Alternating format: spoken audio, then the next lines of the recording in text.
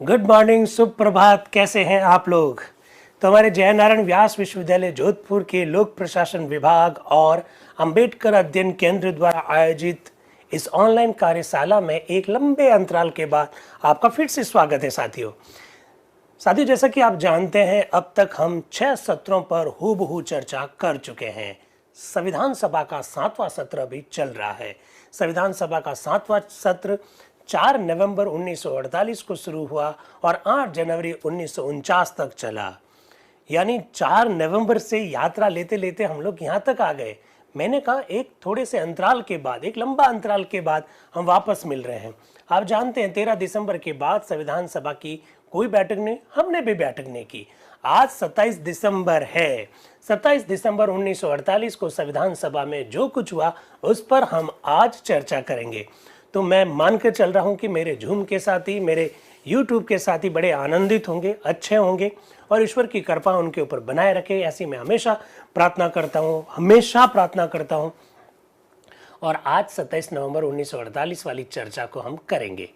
ये एक विशेष चर्चा है। मैंने आप लोगों को ये भी कहा कि 4 नवंबर से लगाकर 8 जनवरी तक जो 2 महीने से अधिक का जो पीरियड होता है, उस अधिक के पीरियड में 36 दिन संविधान सभा की बैठकें हुई। मैंने दिन काउंट किए। 13 दिसंबर 1948 तक संविधान सभा की जो बैठकें हुई उसके दिन काउंट किए तो मालूम पड़ा 25 बैठकें हो चुकी है। यानी 36 में से 25 बैठकें हो चुकी है। इसका मतलब ये हुआ कि 2/3 रास्ता हम तय कर चुके हैं। अब देखिए, 27 को चर्चा, 28 को चर्चा, 29 को चर्चा, 30 को चर्चा, 31 को चर्चा, तो 5 दिन ये हो जाएंगे। तो 25 और 5 हो जाएंगे टोटल 30 दिन। फिर 1 तारीख को छुट्टी, 1 जनवरी को छुट्टी है, ध्यान रखिएगा। 2 जनवरी को भी छुट्टी है, लेकिन 3, 4, 5, 6, 7 और 8 लगातार 6 दिन फिर चर्चा होगी। यानी अगला जो सप्ताह आएगा जनवरी का, उसमें शनिवार को भी चर्चा होगी। तो 6 और 5 कुल मिलाकर 11, टोटल होते हैं 36। अब तक हम लोग 25 दिन पर चर्चा कर चुके, 2/3 चर्चा हमारी पूरी हो गई। और दोस्तों, आप लोगों को एक बात और भी याद होगी। क्या? मैंने आप लोगों को कहा था कि इस बार की चर्चा में जो 2/3 जिनकी उपस्थिति होगी उनको ऑनलाइन प्रमाण पत्र दिया जाएगा। यानी अब तक हर दिन की चर्चा में जो लोग शामिल रहे हैं उनके सर्टिफिकेट तैयार हो गए हैं, क्योंकि जो मिनिमम जो क्राइटेरिया है उन्होंने पूरा कर लिया है। ऐसे हमारे बहुत सारे छोटे भाई बहन हैं जो इस ऑनलाइन कार्यशाला में लगातार जुड़े, हर दिन जुड़े। उनके सर्टिफिकेट हमने इस वजह से तैयार कर दिए क्योंकि 2/3 का क्राइटेरिया पूरा हो गया है। बहुत अच्छी बात है। बाकी मेरे मित्रों से भी मेरा निवेदन रहेगा, वो भी निरंतर इस चर्चा में जुड़े रहे। बड़ी आनंद की अनुभूति होगी। और जैसा कि आपको कहा गया, ये भारत के संवैधानिक इतिहास में पहली बार है।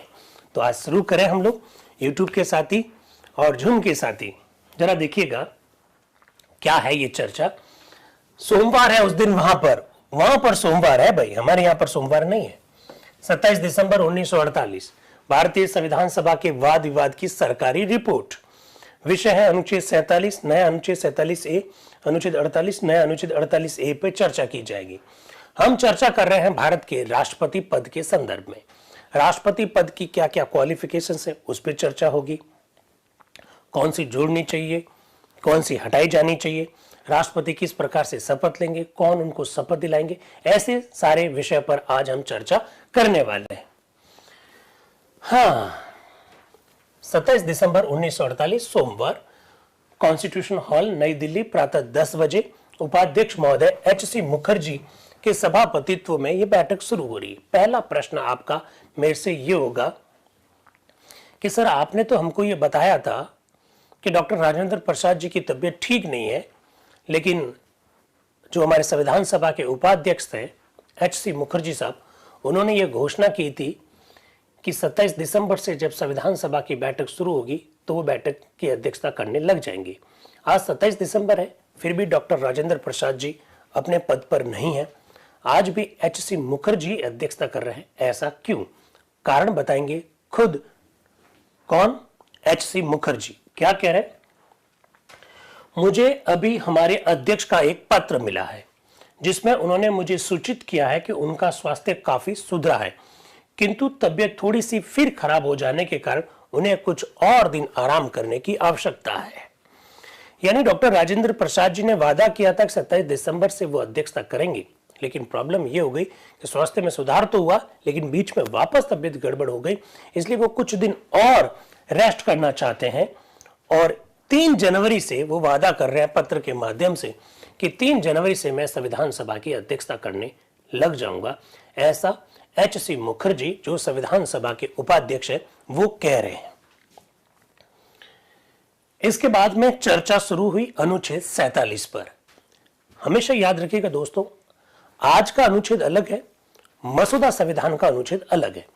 4 नवंबर 1948 को डॉक्टर बी.आर. अंबेडकर साहब ने संविधान का मसौदा संविधान सभा के समक्ष रखा और उसके बाद एक एक अनुच्छेद पर चर्चा चल रही है। भाग 1 पर चर्चा की, भाग 2 पर चर्चा की, भाग 3, भाग 4 पे चर्चा होते होते अब भाग 5 आ गया। 5 भाग में आज हम चर्चा राष्ट्रपति पद की योग्यता के संदर्भ में करेंगे, जो कि अनुच्छेद 47 के रूप में आपके सामने आ रहा है। वो कहते हैं कि संशोधन संख्या 1102 और 1103 पेश नहीं किए गए। 1104, 1105 और 1106 एक जैसे हैं, इसलिए संशोधन संख्या 1104 पेश नहीं किया जा सकता। संशोधन संख्या 1104, 1105, 1106 और 1107 भी पेश नहीं किए गए। इसके बाद में 1108 प्रोफेसर के.टी. शाह के नाम संशोधन है जो पेश किया जाएगा। वैसे मैं आपको आज बता दूं, खासकर मेरे जो YouTube के जो साथी है वो ध्यान से सुन ले, आज की चर्चा की सबसे खूबी क्या है, अधिकांश समय आज प्रोफेसर के.टी. शाह और एच.वी. कामत साहब आपको बोलते हुए दिखाई देंगे। राष्ट्रपति पद को लेकर सबसे ज्यादा संशोधन अगर किसी व्यक्ति ने रखे हैं तो वो प्रोफेसर के.टी. शाह ने रखे। आज प्रोफेसर के.टी. शाह, एच.वी. कामत साहब के ही अधिकांश विचार देखने को मिलेंगे। साथ ही साथ थोड़ी थोड़ी तीखी नोक झोंक भी आपको दिखाई देगी डॉक्टर अंबेडकर और प्रोफेसर के.टी. शाह के बीच में, उस पर भी हम चर्चा करने वाले हैं। तो प्रोफेसर के.टी. शाह क्या कहना चाह रहे हैं जरा देखिएगा। वो कह रहे हैं अनुच्छेद 47 के खंड 1 में कुछ योग्यता दी गई है। मैं जो प्रस्ताव करना चाहता हूं वह नकारात्मक ढंग का है, अतः मेरे विचार में दोनों साथ साथ चल सकते हैं। तो उपाध्यक्ष महोदय कह रहे हैं अच्छा ठीक है। Professor K T. शाह कह रहे हैं क्या मैं पेश कर सकता हूं? ऐसा जैसे बोलते हैं कि इस बीच में टी.टी. कृष्णमाचारी जी आते हैं। टी.टी. कृष्णमाचारी जी दोस्तों आप जानते हैं संविधान सभा के एक मेंबर है। प्रारूप समिति के भी बाद में वो सदस्य बनेंगे। ध्यान रखिएगा, टी.टी. कृष्णमाचारी की बात कर रहा हूं मैं, वी.टी. कृष्णमाचारी की बात नहीं कर रहा हूं। मेरे जूम के साथी इस बात को जानते होंगे कि वी.टी. कृष्णमाचारी संविधान सभा के एक उपाध्यक्ष थे। वी.टी. कृष्णमाचारी जयपुर से आते हैं, हमारे राजस्थान से। संविधान सभा में वे एक उपाध्यक्ष के रूप में थे, लेकिन हम वी.टी. की बात नहीं कर रहे हैं, हम टी.टी. कृष्णमाचारी जी की बात कर रहे हैं। क्या कह रहे हैं? क्या ये मैं बता सकता हूं कि संशोधन को रखने में पहले से रुकावट है? हमने अनुच्छेद 46 को पहले ही संशोधित रूप में स्वीकार कर लिया है, जिसके अनुसार राष्ट्रपति कितनी ही बार चुना जा सकता है। अतः इस संशोधन के दूसरे वाले भाग में रुकावट हो जाती है, इस कारण से वो पेश नहीं किया जा सकता, ऐसा वो कह रहे हैं। तो उपाध्यक्ष महोदय प्रोफेसर के.टी. शाह से कह रहे हैं कि माननीय मेंबर ने जो कुछ कहा आपने सुन लिया? तो प्रोफेसर के.टी. शाह कह रहे हैं श्रीमान वह मैं सुन चुका हूं, मैं फिर निवेदन कर सकता हूं। तो उससे भी उसी बात की पुष्टि होती है। मेरी समझ में नहीं आता है कि यह अंतिम रूपेण कैसे पारित हो गया। उपाध्यक्ष, आप जो कुछ कहना चाहते हैं मैं उसे किसी तरह से रोकना नहीं चाहता, किंतु मुझे यह अवश्य दिखाई देता है कि उसकी आवश्यकता नहीं है, किंतु मैं अपनी मर्जी आपके ऊपर लादना नहीं चाहता। इसके बाद में के.टी. शाह कह रहे हैं श्रीमान मैं अच्छी तरह समझता हूं कि अनुच्छेद 46 में इस नए परिवर्तन का प्रभाव उत्तरांश पर पड़ता है, अतः मैं उस अंश को पेश नहीं करूंगा। दूसरा भाग अभी शेष है, ये और यदि आप मुझे परमिशन दें तो मैं इसे रख देता हूं। उपाध्यक्ष ने कहा रख दीजिए। अब के.टी. शाह क्या कह रहे हैं, और देखिए मैंने मेरी खुद की बुक में, ये जो बुक है उस पर देखिए आप अगर निशान देख सकते हैं तो मैंने इसको इंपोर्टेंट डाल रखा है और इसको टिक कर रखा है। इसका मतलब कुछ बात आ रही है। और क्या बात आ रही है? हम लोग बात करने जा रहे हैं राष्ट्रपति पद की योग्यता के संदर्भ में। Professor K T. शाह इस संदर्भ में एक संशोधन लेके आ रहे हैं। अगर आपने राष्ट्रपति पद की योग्यता अगर देख रखी है, भारतीय संविधान का कौन सा अनुच्छेद है भाई बताओ? मेरी एक बहन बैठी है दुर्गा, बताओ भाई भारतीय संविधान का कौन सा अनुच्छेद है जिसमें राष्ट्रपति पद की योग्यताओं का उल्लेख है। जल्दी से, अरे यार नरपत भाई इतने फास्ट लिखते हैं, गजब, कमाल कर दिया। बेबी जी ने भी लिखा, बहुत अच्छी बात है, बहुत जबरदस्त बात है। गजेंद्र जी सब सही कह रहे हैं। भारतीय संविधान का अनुच्छेद 58, बहुत ध्यान से सुन लीजिएगा। भारतीय संविधान का अनुच्छेद 58 क्या कहता है कि राष्ट्रपति पद के लिए क्वालिफिकेशन, नंबर 1 भारत का नागरिक हो, नंबर 2 35 वर्ष की आयु पूरी कर चुका हो, अगर आपको पता हो तो ये सब बातें लिखा हो। नंबर 3 लोकसभा सदस्य बनने की योग्यता हो। नंबर 4 लाभ के पद पर ना हो, ऐसी बातें लिखी भी है। उसी के बारे में चर्चा करने जा रहे हैं। मनोज भाई, पिनी जी, गजेंद्र भाई सब ने सही कहा, बहुत अच्छी बात है। अब प्रोफेसर केटी शाह क्या कह रहे हैं? वो कह रहे हैं कि इसमें एक और बात जोड़ दो। क्या जोड़ दो? नया उपखंड जोड़, देशद्रोह, राज्य के विरुद्ध किसी अपराध अथवा संविधान के उल्लंघन के अपराध पर दंडित नहीं होने के कारण अयोग्य ना ठहराया हो। प्रोफेसर केटी शाह कह रहे हैं कि देशद्रोह या संविधान के उल्लंघन की वजह से अयोग्य ठहराया हुआ व्यक्ति राष्ट्रपति का चुनाव नहीं लड़ना चाहिए। ऐसी वो एक योग्यता के रूप में जुड़वाना चाहते हैं। कौन? Professor KT Shah.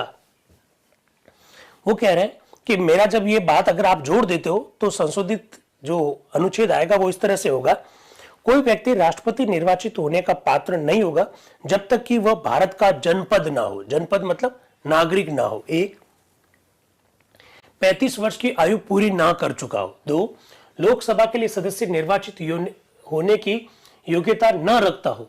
3 और चौथी क्या लिख दो? देशद्रोह, राज्य के विरुद्ध किसी अपराध अथवा संविधान के उल्लंघन के अपराध पर दंडित होने के कारण अयोग्य न ठहराया हो। इसका मतलब दोस्तों, आप मेरी बात को कुछ समझ पा रहे हैं क्या? इसका मतलब यह हुआ कि जो मसौदा संविधान रखा गया था उसके अंतर्गत इस अनुच्छेद में जो योग्यता रखी गई थी वो नेगेटिव रखी गई थी। ये ना हो, ये ना हो, ये ना हो, 35 वर्ष की आयु पूरा कर ना चुका हो, इस तरह की बात। जबकि आज संविधान में ऐसा नहीं लिखा हुआ है। आज संविधान में सारी चीजें पॉजिटिव लिखी। भारत का नागरिक हो, 35 वर्ष की आयु पूरी कर चुका हो, लोकसभा सदस्य बनने की योग्यता रखता हो, यहां लिखा हुआ है। ऐसा व्यक्ति नहीं हो कि लोकसभा सदस्य नहीं बन पाए, नेगेटिव है। उसमें प्रोफेसर केटी शाह ये जुड़वाना चाह रहे हैं। आगे वो क्या कह रहे हैं? जैसा कि मैं अभी कह चुका हूं, मैं संशोधन रखना चाहता हूं, उसमें नकारात्मक पहलू पर अर्थात निर्योग्यताओं पर बल दिया गया, जबकि खंड क, ख, ग में योग्यता पर बल दिया गया। हाँ, संविधान सभा ने अनुच्छेद 46 के मौलिक मसौदे में सन्निहित बाधाओं को हटा दिया है, जिसके अनुसार कोई भी दोबारा प्रधान पद पर, प्रधान मतलब राष्ट्रपति, कोई भी दोबारा राष्ट्रपति के पद पर आसीन नहीं हो सकता था। मैं इस निर्णय को सिरोधार्य करता हूं। हाँ, मुझे खेद है कि सभा को यह बात पसंद आ गई, क्योंकि मुझे आशंका है कि राष्ट्रपति के पद पर असीमित समय के लिए रहने की संभावना से अवांछनीय परिणाम हो सकते हैं, जिन पर अभी तक किसी के बोलने की आवश्यकता नहीं है। श्रीमान, आपको स्मरण है कि रोम जनतंत्र की नींव अथवा उसका नाश कहिए, सीजर को आजीवन कौंसिल बनाकर रखी गई थी। एक्चुअली में ये इस विषय पर भी बात चल रही है, जो पिछले 13 दिसंबर को जो संविधान सभा की बैठक हुई थी उसमें चर्चा की थी कि कोई भी व्यक्ति भारत में अधिकतम 2 बार ही राष्ट्रपति बन सकता है, ऐसा प्रावधान रखने की बात कही गई थी। आप जानते हैं भारत के संविधान का अनुच्छेद, कौन सा अनुच्छेद बताओ भाई, जिसमें लिखा हुआ है कि कोई भी व्यक्ति भारत में कितनी बार भी राष्ट्रपति बन सकता है? जल्दी से बताओ, यूट्यूब वालों, जूम वालों, इधर जूम, इधर यूट्यूब, इधर मैं, बता दीजिए कौन से अनुच्छेद में लिखा हुआ है। अनुच्छेद 56 कार्यकाल है, अनुच्छेद 57 उनके री इलेक्शन से संबंधित है। वहां ये सारी बातें लिखी हुई है कि कोई भी व्यक्ति कितनी बार भी राष्ट्रपति बन सकता है। यहां जो बात चल रही है कि भाई कोई भी व्यक्ति 2 बार ही राष्ट्रपति बन सकता है। फिर वो आगे क्या कह रहे हैं केटी शाह, मैंने अपने संशोधन में जो योग्यता सुझाई है, मेरे विचार में उन्हें स्पष्ट तथा विशिष्ट रूप से रखना चाहिए। ऐसा कहना व्यर्थ है कि ये सब कुछ तो स्पष्ट ही है, और मनुष्य जिसमें जरा भी अकल हो ऐसे मनुष्य को राष्ट्रपति नहीं बनाना चाहेगा जो देशद्रोह का अपराधी हो अथवा जिसने संविधान का उल्लंघन किया हो। श्रीमान, कई बातें ऐसी होती है जिन्हें साधारणतः लोग समझते ही है, पर हो सकता है कि भविष्य की अज्ञात परिस्थितियों में अथवा दलों के मोह और निर्वाचन के जोश में उनकी पूर्णतः उपेक्षा कर दी जाए। प्रोफेसर केटी शाह कह रहे हैं, क्या कह रहे हैं कि हो सकता है कि आप ये कह दो कि संविधान का उल्लंघन करने वाली योग्यता इसलिए जोड़ी नहीं जानी चाहिए क्योंकि ये तो सबको ही पता है कि जो व्यक्ति संविधान का उल्लंघन करेगा उसको राष्ट्रपति चुनाव में कौन जीतने देगा, ये तो सबको पता है। प्रोफेसर केटी शाह कह रहे हैं कि मुझे मालूम है कि ये साधारण योग्यता है, लेकिन इसको जोड़ने में दिक्कत क्या है, क्योंकि हो सकता है कि भविष्य में इस प्रकार की बात की परवाह नहीं की जाए और ऐसे लोग जो देशद्रोही के दोषी हैं अथवा संविधान के उल्लंघन के दोषी हैं वे लोग भारत के राष्ट्रपति चुन लिए जाए। ऐसा प्रोफेसर केटी शाह बात कह रहे हैं। फिर वो कह रहे हैं, इस आशंका से मैं विषय में कोई संदेह की संभावना शेष नहीं रहने देना चाहता हूं। संविधान में यह बात शुरू से स्पष्ट कर देनी चाहिए कि देशद्रोह के अपराध पर दंडित कोई भी व्यक्ति राष्ट्रपति पद के लिए चुने जाने के अयोग्य होगा। मुझे यह दिखाई देता है कि संशोधन को स्वीकार करने में किसी भी प्रकार की कोई दिक्कत दिखाई नहीं देती है। ऐसा प्रोफेसर केटी शाह कह रहे हैं। उन्होंने कहा कि देशद्रोही राष्ट्रपति का चुनाव न लड़ सके, संविधान का उल्लंघन करने वाला व्यक्ति राष्ट्रपति का चुनाव नहीं लड़ सके, ऐसी योग्यता जोड़ने में प्रॉब्लम क्या है, ऐसा वो कह रहे हैं प्रोफेसर केटी शाह। इसके बाद में उपाध्यक्ष महोदय क्या कह रहे हैं, संशोधन संख्या 1109 शाब्दिक है और पेश नहीं हो सकता। 1110 से 1112 एक जैसे हैं, इनमें से प्रथम पेश हो सकता है जो कि डॉक्टर बी आर अंबेडकर के नाम है। अब डॉक्टर बी आर अंबेडकर खुद भी संशोधन रख रहे हैं। क्या कह रहे हैं, वो कह रहे हैं कि अनुच्छेद 47 के खंड 2 और खंड 2 की व्याख्या में परिलाभ के पद अथवा स्थिति, इन शब्दों के स्थान पर जहां भी हो लाभ के पद, ये शब्द रख दिए जाए। दोस्तों, एक बहुत महत्वपूर्ण बात पर हम चर्चा करने जा रहे हैं। आप जानते हैं भारतीय संविधान, वर्तमान भारतीय संविधान की मैं बात कर रहा हूं। अनुच्छेद 58 में राष्ट्रपति पद की योग्यताओं का उल्लेख है और उसमें एक योग्यता लिखी हुई है। कौन सी? चौथी योग्यता कौन सी है बताओ भाई, जूम वालों, यूट्यूब वालों बताओ, राष्ट्रपति पद के लिए चौथी योग्यता कौन सी है? चौथी योग्यता लिखी हुई है क्या, कि लाभ के पद पर नहीं होना चाहिए। और अगर आप लोगों को आइडिया है, बहुत ध्यान से सुनिएगा, उसमें यह भी लिखा हुआ है कि लाभ के पद के दायरे में राष्ट्रपति खुद का पद नहीं आता है, राज्यपाल का पद नहीं आता है, ठीक है। केंद्र सरकार और राज्य सरकार में मंत्री का जो पद है वो भी लाभ के पद के दायरे में नहीं आता है, ऐसा लिखा हुआ है। आज उसके ऊपर चर्चा की जाएगी। इनिशियल स्टेज में लिखा हुआ था कि परिलाभ के पद अथवा स्थिति, तो डॉक्टर अंबेडकर ने कहा कि इसको हटा दीजिए और उसकी जगह पर लिख दीजिए लाभ के पद, ये शब्द रख दिए जाए। ऐसा डॉक्टर अंबेडकर ने खुद ने संशोधन रखा, ठीक है। इसके बाद में उपाध्यक्ष महोदय कह रहे हैं कि संशोधन संख्या 1111, क्या इस पर मत लिए जाने चाहिए? तो एचवी कामत साहब बीच में बोलते हैं, डॉक्टर अंबेडकर रास्ता काट कर निकल गए हैं, अब इस संशोधन का प्रश्न ही नहीं उठता है। तो उपाध्यक्ष महोदय कहते हैं ठीक है, फिर संशोधन संख्या 1112 रख दो। तो मिहिर लाल चट्टोपाध्याय बोल रहे हैं वह तो पहले से ही हो चुका है श्रीमान, याद दिलाया जाता है। तो उपाध्यक्ष महोदय कह रहे हैं कि भाई 1113 पेश नहीं किया जा रहा है, 1114, 1115, 1116 शाब्दिक है, अतः पेश नहीं किया जा सकता। अगला संशोधन जो कि डॉक्टर अंबेडकर के नाम से है वो है 1117। डॉक्टर अंबेडकर भी संविधान सभा में संशोधन प्रस्ताव रख रहे हैं, ये बात भी मालूम होनी चाहिए। ये बात मैंने कई बार इस मंच से कही है। डॉक्टर अंबेडकर क्या रखना चाह रहे हैं जरा देखिएगा। वो रखना चाह रहे हैं, he is the governor of any state for the time being specified in part 1 of the first schedule or is a minister either of India or for any such state। ये शब्द रखना चाहते हैं डॉक्टर अंबेडकर। यानी initial stage में जब ये लिखा गया कि लाभ के पद पर जो व्यक्ति होगा वो राष्ट्रपति का चुनाव नहीं लड़ सकेगा, लाभ के पद के दायरे में क्या आता है इसके नीचे स्पष्टीकरण लिखा हुआ है। अगर आप लोगों को भारतीय संविधान का अनुच्छेद 58 पता है तो उसमें लिखा, मैं बता देता हूं आपको, उसमें लिखा कि भाई राष्ट्रपति, राज्यपाल, मंत्री जो है वो लाभ के पद के दायरे में नहीं आते। तो इनिशियल स्टेज में लिखा हुआ नहीं था, ये डॉक्टर अंबेडकर ने संशोधन रखा, 27 दिसंबर 1948 को रखा। सुनिएगा, मैं बताना चाह रहा हूं, देखिए अनुच्छेद 58 में राष्ट्रपति पद की योग्यताएं उल्लेखित है। भारत का नागरिक, 35 वर्ष की आयु और लोकसभा का सदस्य निर्वाचित, 3।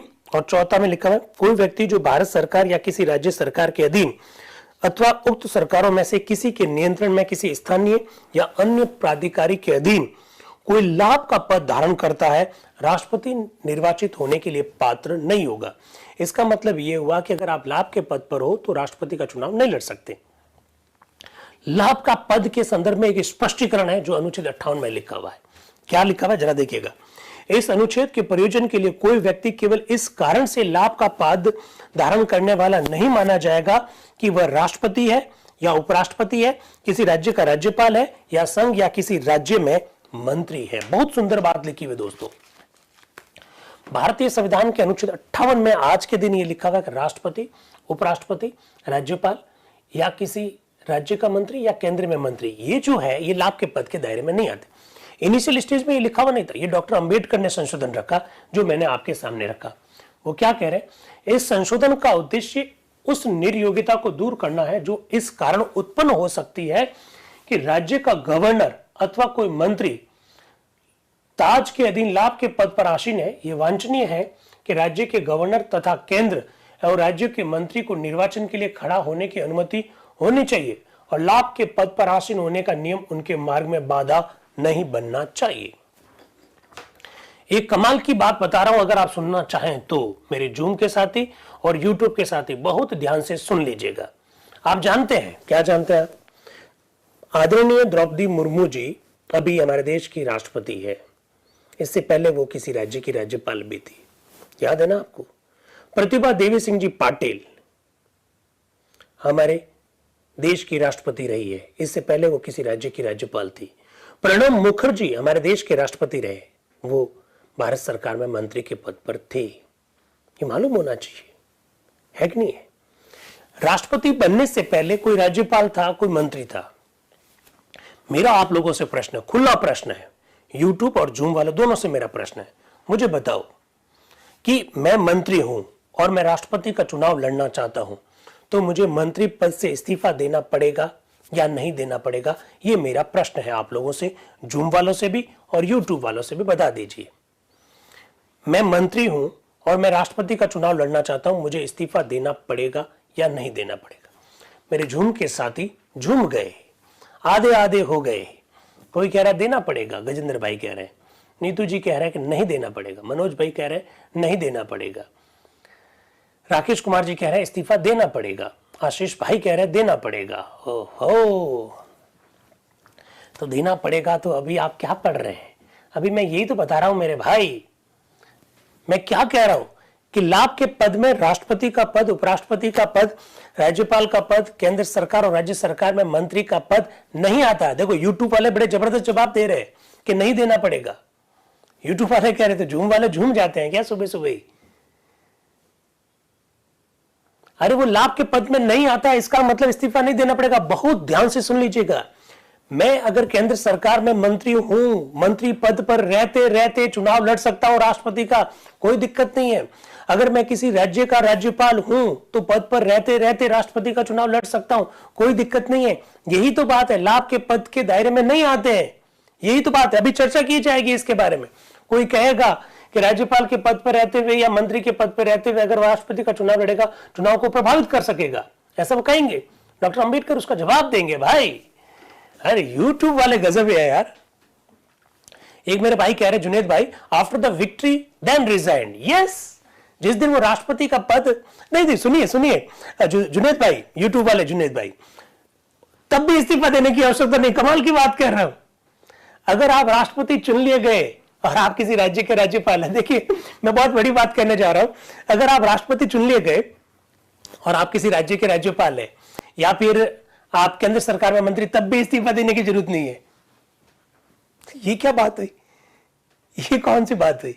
ये बात ये हुई, इस्तीफा देने की इसलिए जरूरत नहीं है क्योंकि जिस दिन राष्ट्रपति का पद ग्रहण करोगे उस दिन वो बाकी सारे पद खाली मान लिए जाएंगे।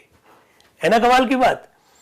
जिस दिन आप राष्ट्रपति पद ग्रहण करोगे उस दिन सारे पद अपने आप ही खाली मान लिए जाएंगे। नीतू ने जवाब दिया, वो पद अपने आप निरस्त हो जाता है। वाह क्या बात है, बड़ा जबरदस्त जवाब दिया है। वो पद अपने आप ही खाली हो जाता है भाई। इवन अगर आप लोकसभा के सदस्य हैं, राज्यसभा के सदस्य हैं, राज्य विधानसभा के मेंबर है, विधान परिषद के मेंबर है, तो भी आप राष्ट्रपति बन जाते हैं तो इस्तीफा देने की आवश्यकता नहीं, क्योंकि वो पद अपने आप ही खाली मान लिए जाएंगे, रिक्त मान लिए जाएंगे। ये बात मालूम होनी चाहिए। तो महेंद्र भाई, निशा जी, पूनम भाई, अजय सिंह जी, ये थोड़ा सा ध्यान रखिएगा जो मैंने बात आपके सामने रखी है, बड़ी जबरदस्त बात कही है। तो ये सब कॉन्सेप्ट क्लियर कर रहे हैं। आगे जरा देखिए, आगे प्रोफेसर केटी शाह के नाम एक और संशोधन है वो क्या कह रहे हैं, प्रोफेसर केटी शाह एक प्रस्ताव रख रहे हैं। क्या प्रस्ताव रख रहे हैं? पर ऐसा कोई मंत्री ऐसे निर्वाचन के लिए उम्मीदवार खड़े होने से पहले अपना पद त्याग देगा। अब सुनिए आपके काम की बात। प्रोफेसर केटी शाह ने कहा, प्रोफेसर केटी शाह ने प्रस्ताव रखा कि अगर कोई मंत्री राष्ट्रपति बन जाता है तो वो अपना पद त्याग देगा। ये बात कॉन्स्टिट्यूशन में लिख दीजिए। ये देखिए साफ साफ लिखा, प्रोफेसर केटी शाह प्रस्ताव रख रहे हैं। पर ऐसा कोई मंत्री ऐसे निर्वाचन के लिए उम्मीदवार खड़े होने से पहले अपना पद त्याग देगा। अगर कोई मंत्री राष्ट्रपति का चुनाव लड़ना चाहता है, राष्ट्रपति बनना तो बहुत दूर की बात है, राष्ट्रपति का चुनाव लड़ना चाहता है तो इस्तीफा दे देगा। ये लिख दीजिए, ऐसा प्रोफेसर केटी शाह ने कहा। प्रोफेसर केटी शाह ने कहा। अब वो क्या अपने पक्ष में तर्क दे रहे हैं, जरा देखिएगा। श्रीमान, मुझे विश्वास है कि प्रारूपकों का यह अभिप्राय नहीं हो सकता कि मंत्री पद पर आसीन व्यक्ति मंत्री भी बना रहे और उम्मीदवार भी हो सके। ये एक ऐसी बात है जो मुझे साधारण बुद्धि की बात लगती है और इस कारण स्वीकार हो जानी चाहिए। किंतु हां, जहां असाधारण बुद्धि का साम्राज्य होता है वहां साधारण बुद्धि की पूछ नहीं होती है। अतः मैं ये कहना चाहता हूं कि ये बहुत भयावह बात है कि एक मंत्री मंत्रित्व पद पर भी आसीन रहे और उम्मीदवार भी हो जाए, ऐसा प्रोफेसर केटी शाह कह रहे। और वह या उसके कार्यकर्ता और प्रचारक ऐसे उपायों का आश्रय लें जो किसी भी वैधानिक शासन की प्रणाली में निंदनीय होते हैं। अतः मूल संविधान द्वारा इसका निषेध हो जाना चाहिए। प्रोफेसर केटी शाह कह रहे हैं कि if you are a minister in the government of India or any state government, then you should, if you want to contest the election of the president, then you should resign the office. आपको मंत्री पद से इस्तीफा दे देना चाहिए अगर आप राष्ट्रपति का चुनाव लड़ने जा रहे हैं तो, ऐसा प्रोफेसर केटी शाह कह रहे हैं। प्रोफेसर केटी शाह प्रस्ताव के साथ में ये भी कह रहे हैं कि बड़ी भयावह स्थिति हो जाएगी कि जब कोई व्यक्ति मंत्री के पद पर भी होगा और राष्ट्रपति के उम्मीदवार भी हो जाएगा। बड़ी भयावह स्थिति हो सकती है, ऐसा प्रोफेसर केटी शाह कह रहे हैं। आगे क्या कह रहे हैं? इस जोखिम से बचने के लिए मैं संविधान में ही यह प्रावधान रखना चाहता हूं कि किसी मंत्री को जो ऐसे किसी पद के लिए उम्मीदवार खड़ा होना चाहता हो, पहले अपना पद त्याग करना चाहिए और इस सम्मान लाभ के लिए अन्य किसी साधारण नागरिक जैसा हो जाना चाहिए।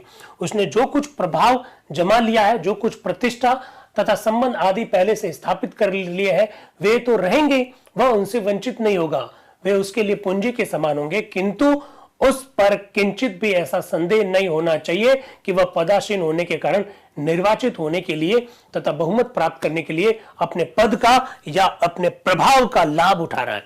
If you are a minister, according to professor KT Shah, if you are a minister and you want to contest the election of the president, then you should resign, because क्योंकि आप मंत्री पद पर रहते हुए मंत्री पद का जो लाभ है वो उठा सकते हैं, आप मतदाताओं को प्रभावित कर सकते हैं। इसलिए संविधान में ये लिख दीजिए कि आप चुनाव लड़ना चाहते हैं तो मंत्री पद से आपको इस्तीफा देना होगा, ये कह रहे हैं वो। इसके बाद में अगला संशोधन भी प्रोफेसर केटी शाह के नाम है।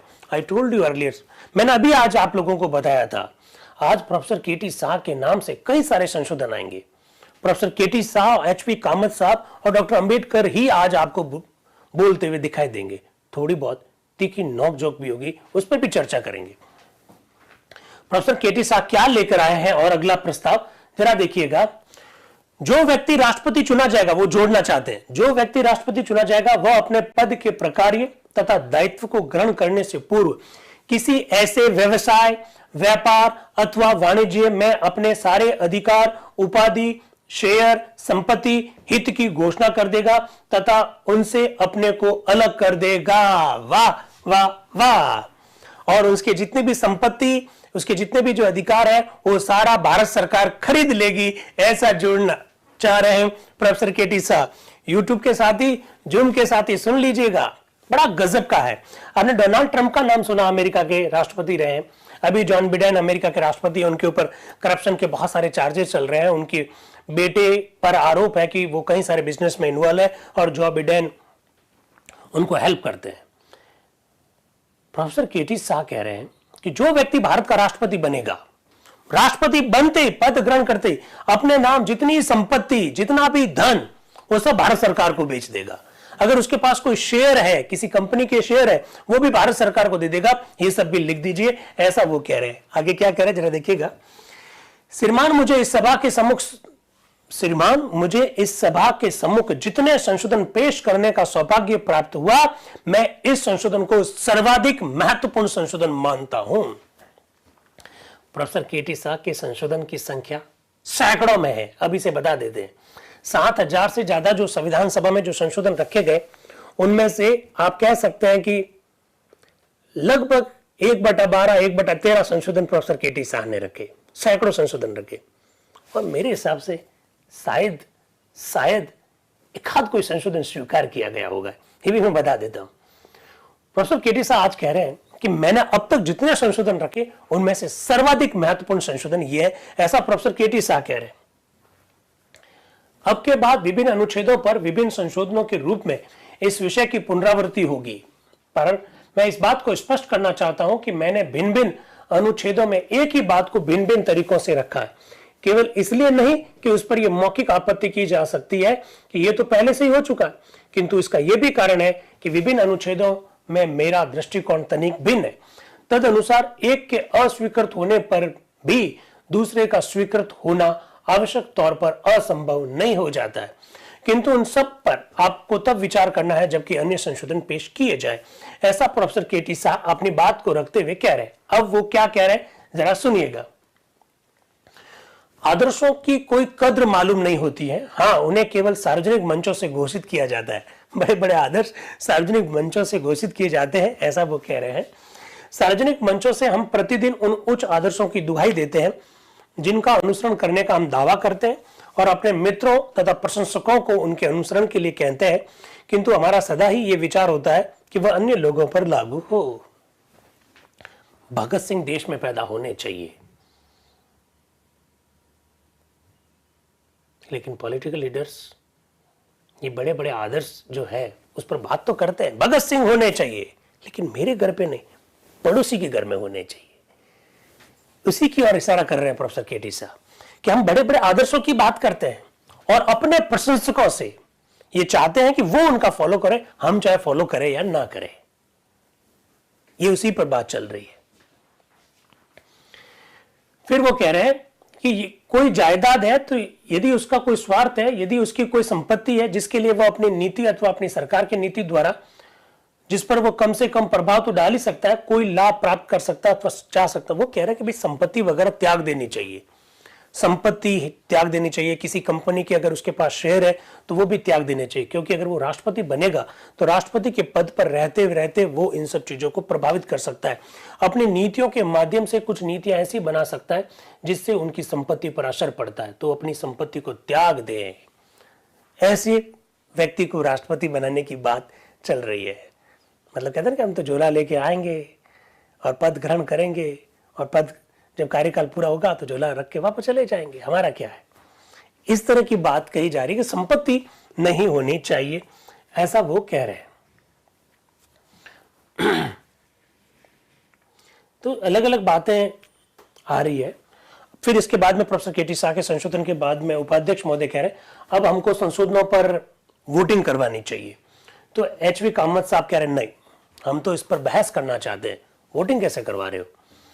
तो उपाध्यक्ष महोदय कह रहे हैं यदि आप इस पर जोर देते हैं तो मैं इसकी अनुमति देने के लिए तैयार हूं। अब आते हैं एचवी कामत साहब। उपाध्यक्ष महोदय, आपकी अनुमति से मैं प्रोफेसर केटी शाह के संशोधन संख्या 1108 के प्रथम भाग का समर्थन करने के लिए खड़ा हुआ हूं, जो उन्होंने अभी कुछ देर पहले पेश किया। संशोधन संख्या 1108 के प्रथम भाग में भारतीय जनतंत्र के राष्ट्रपति के पद के लिए कुछ योग्यताओं का उल्लेख किया गया।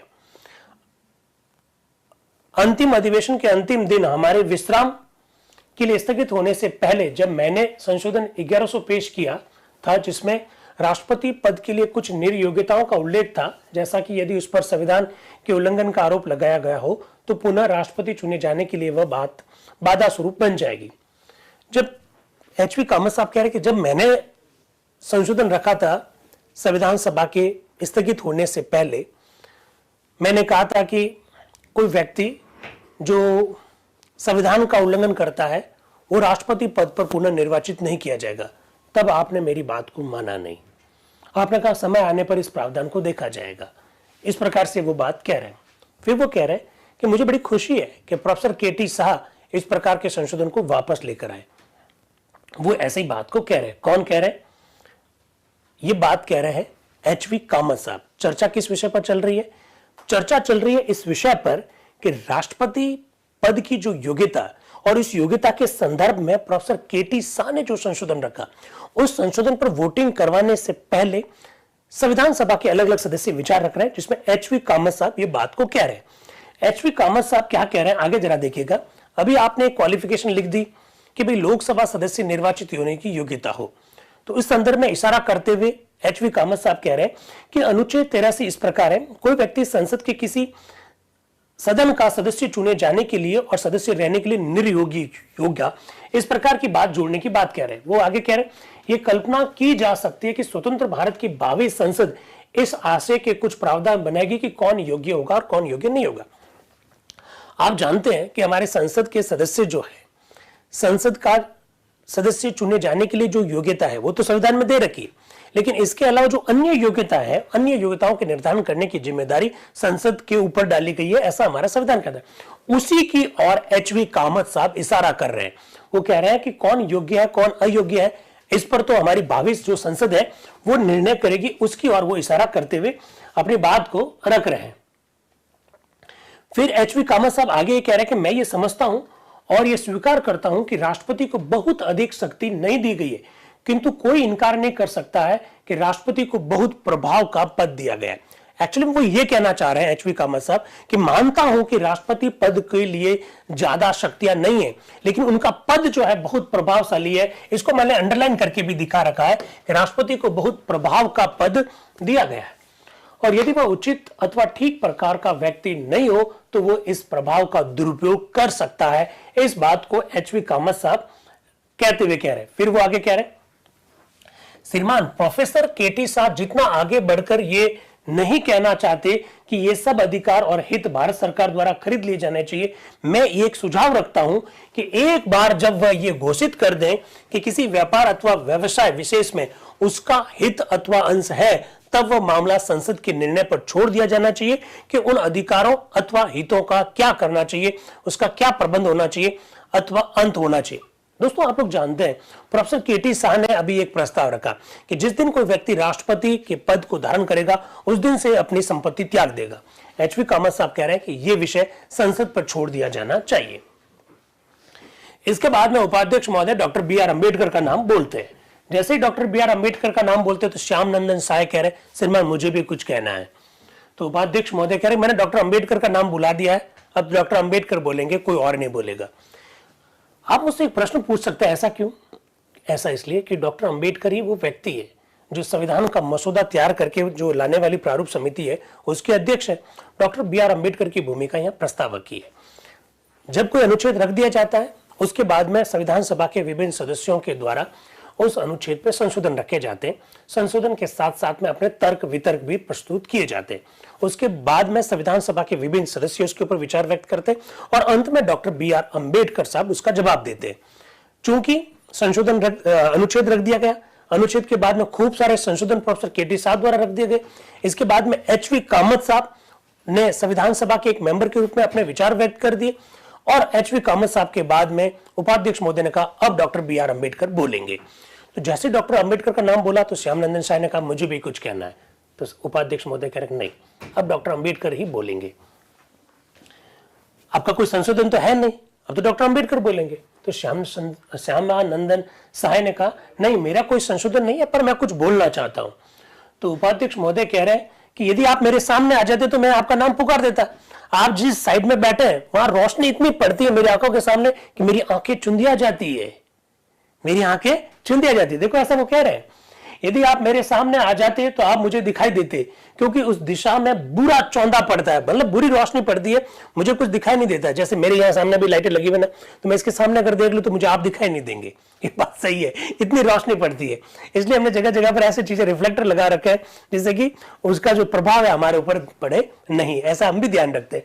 तो ऐसी बात से उपाध्यक्ष महोदय भी शिकार थे। खैर, आर.के. सिद्धवा जी क्या कह रहे हैं, किंतु श्रीमान अभी तक हमने इस अनुच्छेद पर पर्याप्त वाद विवाद किए ही नहीं है, अभी तक हमने पर्याप्त वाद विवाद ही नहीं किया और आपने डॉक्टर बी आर अम्बेडकर को बुला दिया बोलने के लिए, और श्यामानंदन जी सहाय कह रहे मैं बोलना चाहता हूं तो आप उनको बोलने नहीं दे रहे हैं, ये क्या बात हुई? तब जैसे आर के सिद्धवा जी बोलते हैं तो डॉक्टर अंबेडकर बोल रहे हैं अरे भाई मुझे कोई आपत्ति नहीं है, और भी बोलना चाहे तो बोल सकता है। यदि वे और अधिक वाद विवाद चाहते हैं तो मुझे कोई आपत्ति नहीं है, डॉक्टर बी आर अम्बेडकर साहब ने ऐसा बोला। तब उपाध्यक्ष क्या कह रहे हैं? डॉक्टर अंबेडकर ने कृपा करके यह कह दिया है कि वे इस बात का ख्याल नहीं करते कि यदि कोई अन्य सदस्य भी बोले, क्या श्री श्यामानंदन सहाय कृपा करके माइक्रोफोन पे आएंगे? वाह, क्या डॉक्टर बी आर अम्बेडकर साहब का संविधान सभा में रुतबा था, उसका आप अंदाज लगा दीजिए कि उपाध्यक्ष महोदय कह रहे भाई डॉक्टर बी आर अम्बेडकर को आपत्ति नहीं है तो फिर मुझे भी आपत्ति नहीं है, अगर बोलना चाहे तो कोई बोल सकता है। संविधान सभा में डॉक्टर बी आर अम्बेडकर साहब की क्या स्थिति है इसका आप अंदाजा लगा सकते हैं। सुन लीजिएगा, बहुत ध्यान से सुन लीजिएगा। वो कह रहे हैं कि जब डॉक्टर अंबेडकर को आपत्ति नहीं है तो आइए विचार रख सकते हैं, और नाम पुकारा जाता है श्यामानंदन सहाय जी का। ये आपसे देख लीजिएगा।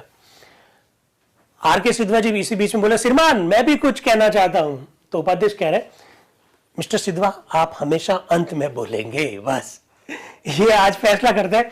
श्री सिद्धवा सदा अंत में ही बोलेंगे, मैं उन्हें अंत में बोलने का अवसर दूंगा, ऐसा वो कहते हैं। मतलब मजाक भी चलती थी संविधान सभा में। जैसे ही श्यामानंदन जी सहाय को बोलने का अवसर दिया तो सिद्धवा जी बोले अरे सर, उपाध्यक्ष महोदय ने कहा मिस्टर सिद्धवा आप अंत में बोलेंगे, और आज ही नहीं आप हमेशा अंत में ही बोलेंगे। संविधान सभा में इस प्रकार की भी बातें होती थी। अब देखिए श्यामानंदन जी सहाय क्या कह रहे हैं। उपाध्यक्ष महोदय मैं प्रोफेसर के टी साहा द्वारा प्रस्तुत संशोधन का समर्थन करने के लिए खड़ा हुआ हूं, ऐसा वो कह रहे हैं। तो डॉक्टर बी आर अम्बेडकर कह रहे अरे भाई प्रोफेसर के टी साहा का कौन सा संशोधन? प्रोफेसर के टी साहा ने तो बहुत सारे संशोधन रखे, तो कौन सा संशोधन का समर्थन करने के लिए खड़े हुए हो आप, ये तो क्लियर कीजिए। तो श्यामानंदन जी सहाय क्या कह रहे हैं? संशोधन संख्या 1124 जो इस प्रकार से, कौन सा है? पर ऐसा कोई मंत्री ऐसे निर्वाचन के लिए उम्मीदवार खड़े होने से पहले अपना पद त्याग देगा। प्रोफेसर के टी साहा, प्रोफेसर कुछ लगाना है लगाइए ना, कोई इश्यू नहीं है, लगाइए लगाइए। 15-20 सेकंड का टेक्निकल।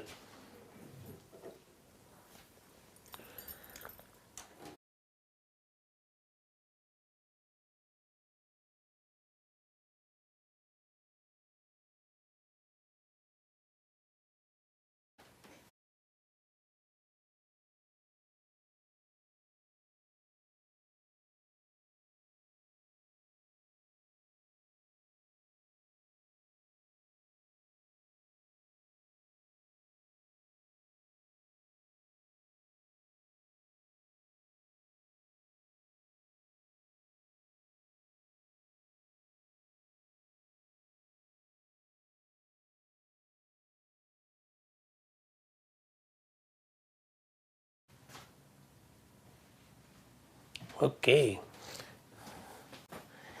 13 तारीख तक हमारी मीटिंग हुई, इसके बाद में 27 तारीख को वापस मिल रहे हैं। 12-13 दिन का अंतराल आ गया, सर्दी भी पड़ी थी, शायद फाइलें जम गई, कोई फाइल चूक गई, तो इसलिए टेक्निकल टीम ने बीच में आकर फाइल कहा कि ये भी जोड़नी है।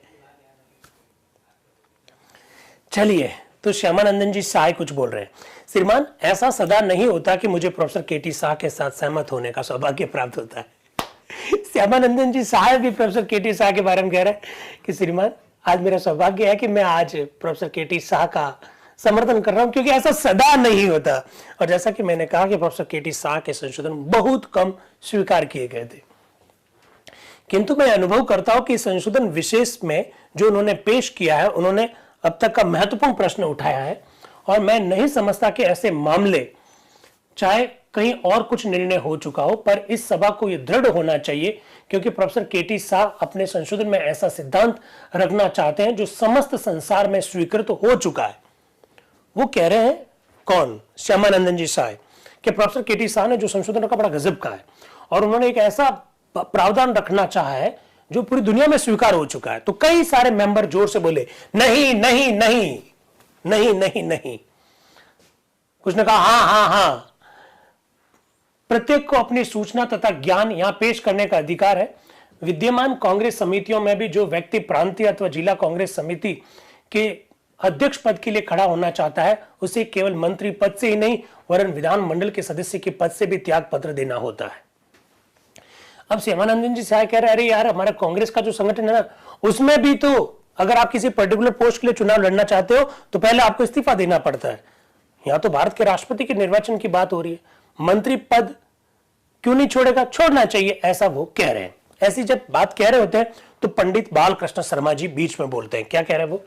नहीं नहीं नहीं, आप नहीं जानते हैं, इस प्रकार की बातों को व्यापक रूप मत दीजिए। बालकृष्ण शर्मा जी उनको टोकते हुए कह रहे हैं अरे आपको पता नहीं है, यहां इस तरह की बातों को व्यापक रूप मत दीजिए।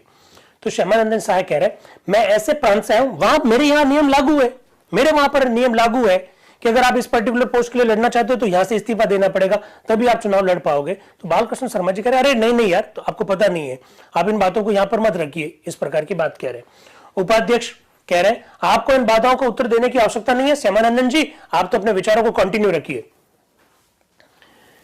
तो आगे वो बोलते हैं अब स्थिति यह है कि हमारे संविधान में राष्ट्रपति की जो स्थिति होगी वो बहुत उच्च और महत्वपूर्ण है, और यदि एक व्यक्ति जो पहले से ही मंत्री है अथवा उस पद पर कार्य कर रहा है राष्ट्रपति पद के लिए खड़ा हो तो यह अत्यंत निर्बुद्धि और भयंकर बात होगी।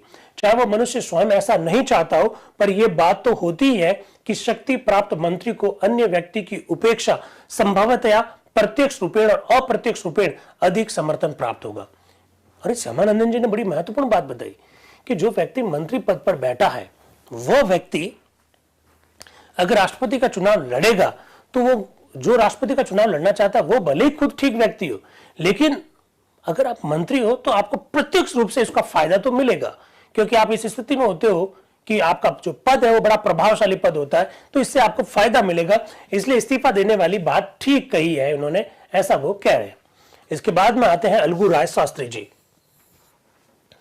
उपाध्यक्ष महोदय, जो संशोधन मेरे मित्र प्रोफेसर केटी शाह ने पेश किया है और खासकर अंतिम संशोधन जो 1125 के नाम से है, मैं उसका विरोध करने के लिए खड़ा हुआ हूं। जैसे अब से कई बार पहले कहा जा चुका है कि प्रोफेसर केटी शाह महोदय की धारणा जिस प्रकार के संविधान की है वह या तो पूरी तौर पर स्वीकार किया जा सकता है या स्वीकार नहीं किया जा सकता। जो मौजूदा संविधान है और जिस दृष्टि से लिखा गया है उसमें समय समय पर प्रोफेसर केटी शाह के ऐसे संशोधन आ जाया करते हैं। वह संशोधन यदि किसी एक जगह पर भी स्वीकार हो जाए तो पूरा का पूरा ढांचा दूसरी तरह का हो जाता है। इस संशोधन में उनका ख्याल यह है कि हमारा प्रेसिडेंट, रिपब्लिक का प्रेसिडेंट एक ऐसा व्यक्ति होना चाहिए जिसका कोई आर्थिक स्वार्थ ना हो। आर्थिक स्वार्थ कहीं ना हो जहां वह ये कहते हैं, वहां उन्होंने अपने व्याख्यान में ये कहा। इस प्रकार से वो अलगू राय शास्त्री जी उस बात की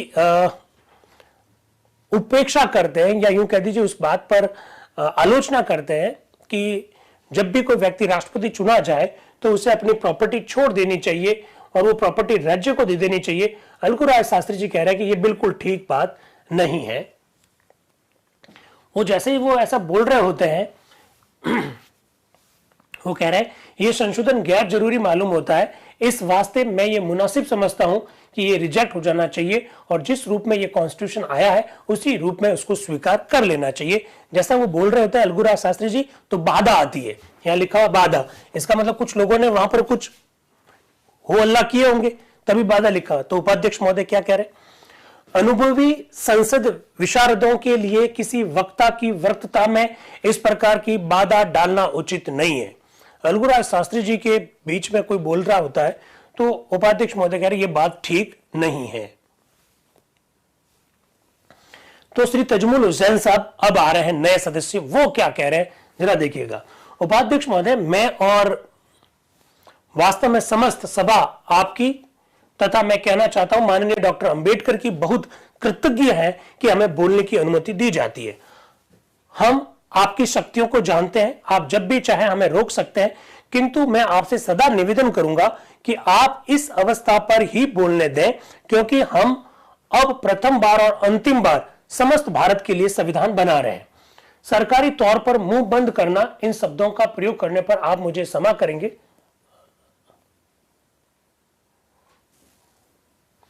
सरकारी तौर पर मुंह बंद करना, इन शब्दों का प्रयोग करने पर आप मुझे क्षमा करेंगे, किंतु हमारा मुंह बंद मत करिए, हमें बोलने दीजिए। संविधान 1 वर्ष में नहीं बनेगा और जैसे कि भारत सरकार आशा करती है वह गलती पर है, कोई बात नहीं कि यदि वह 2-3 वर्ष में समाप्त हो, किंतु हमें बोलने का मौका दीजिए।